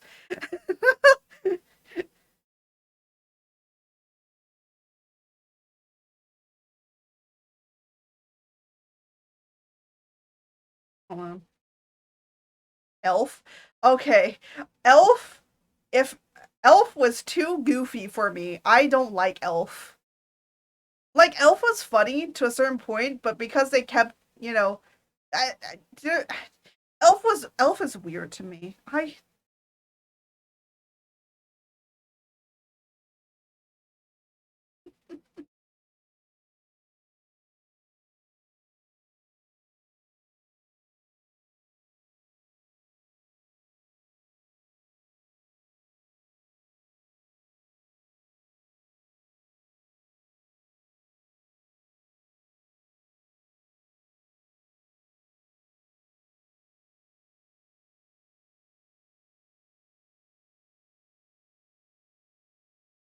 Scooby Doo too. Uh, oh my gosh. Because you watched it around Christmas. Hey, you know what? I'm gonna say this. Technically, any movie that you watch during this time is a Christmas movie. Okay? There you go. That is my godly decree. That is my godly decree. Any movie that you watch, yeah, any movie that you watch during this time is a Christmas movie. You watch Die Hard, automatically a Christmas movie. You watch Transformers, automatically a Christmas movie. You watch the Bee movie, automatically a Christmas movie. I said this is where Velma gets sexy.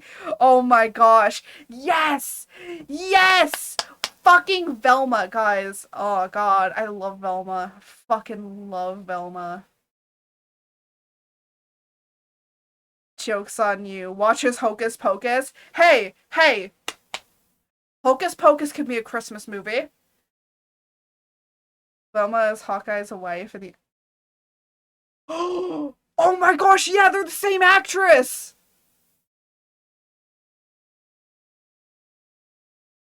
You know, one day she's gonna end up in spandex again.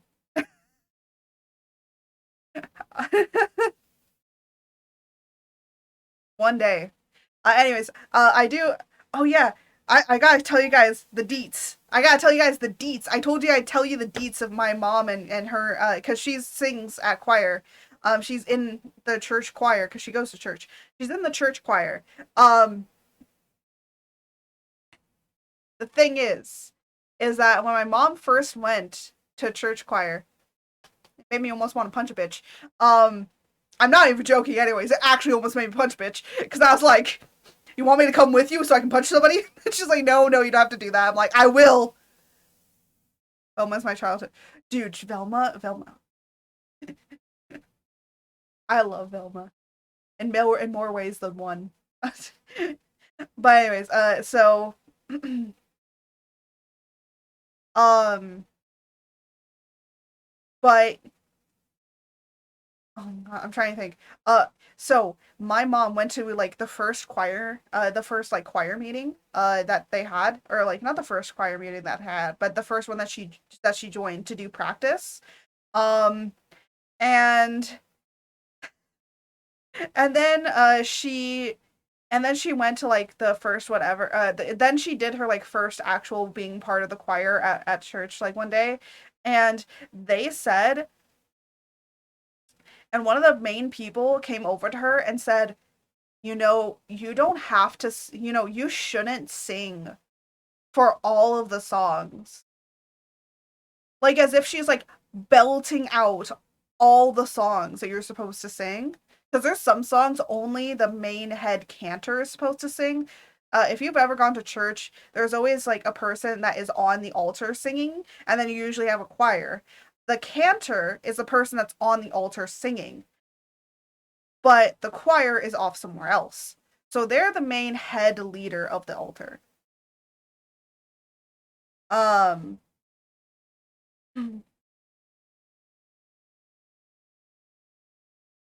or is about to make them see Jesus. Yes, I was about to make them see Jesus for this in indiscretion. And then my mom, when my mom went to her first like thing with them, they were like, "Oh, you sing like really like alto," which is like singing like so. Let me tell you the difference between a soprano and an alto. I am an alto. I sing in the lower decibels.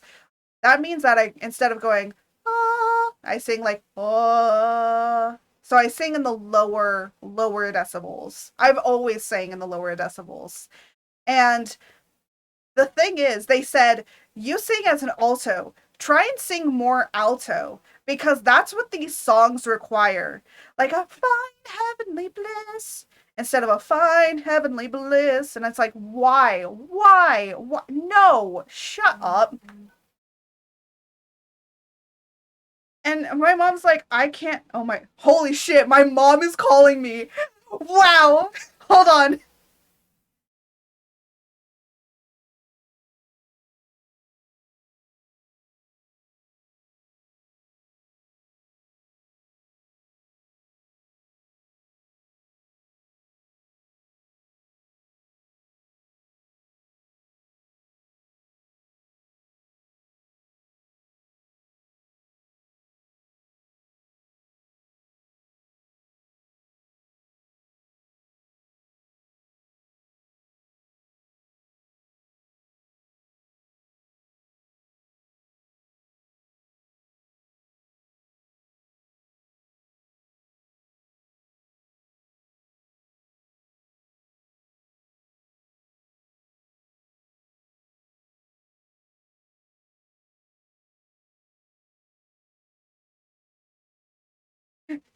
My mom was asking about dinner. I basically summoned her.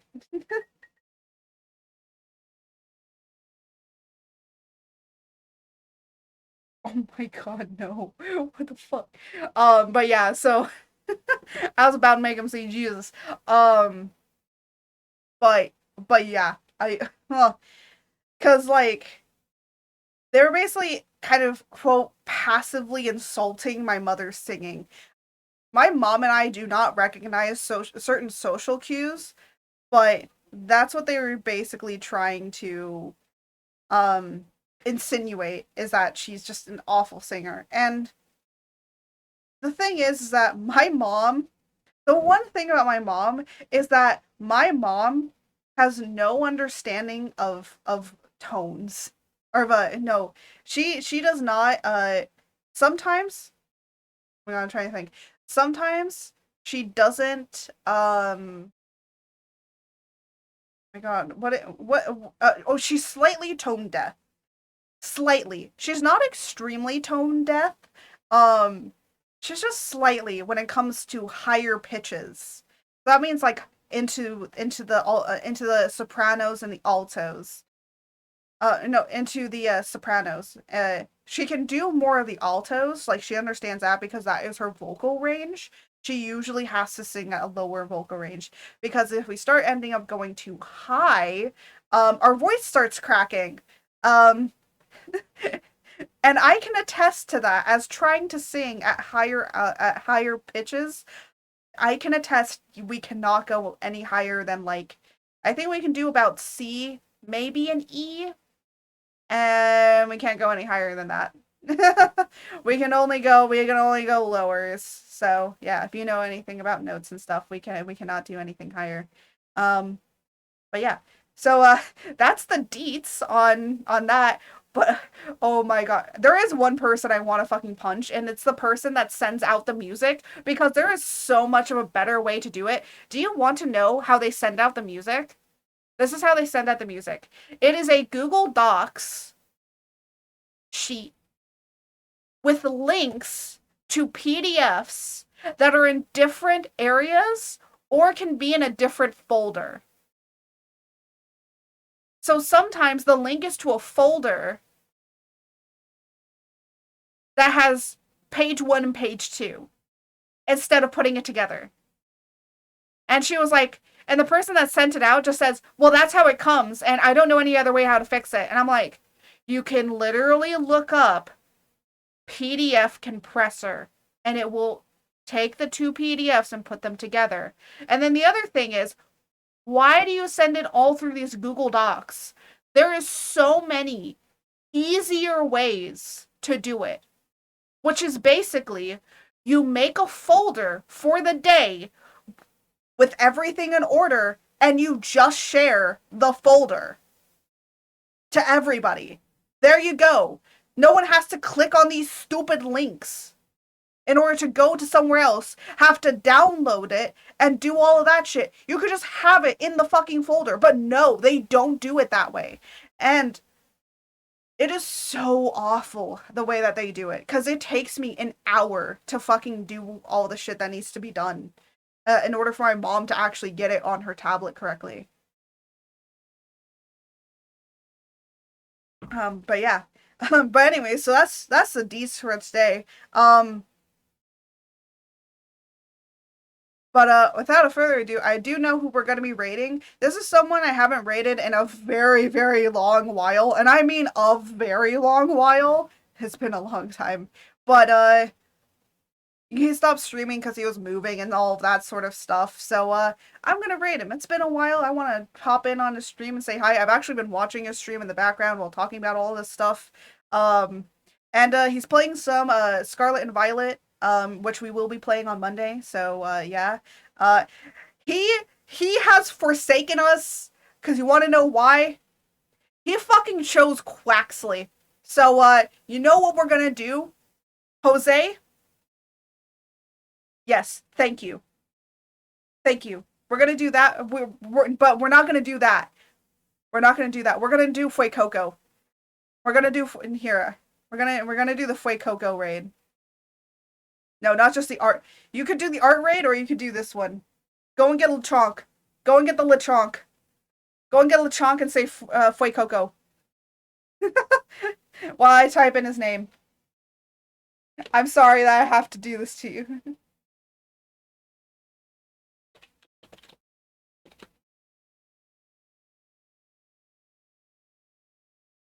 Oh my gosh. Oh my gosh. Oh, your food went down. I'm so sorry. Hold on. Let me grab you. Go. Go be free, puppy.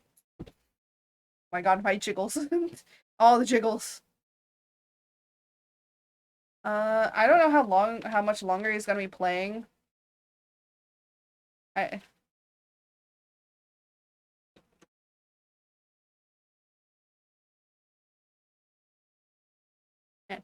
Okay.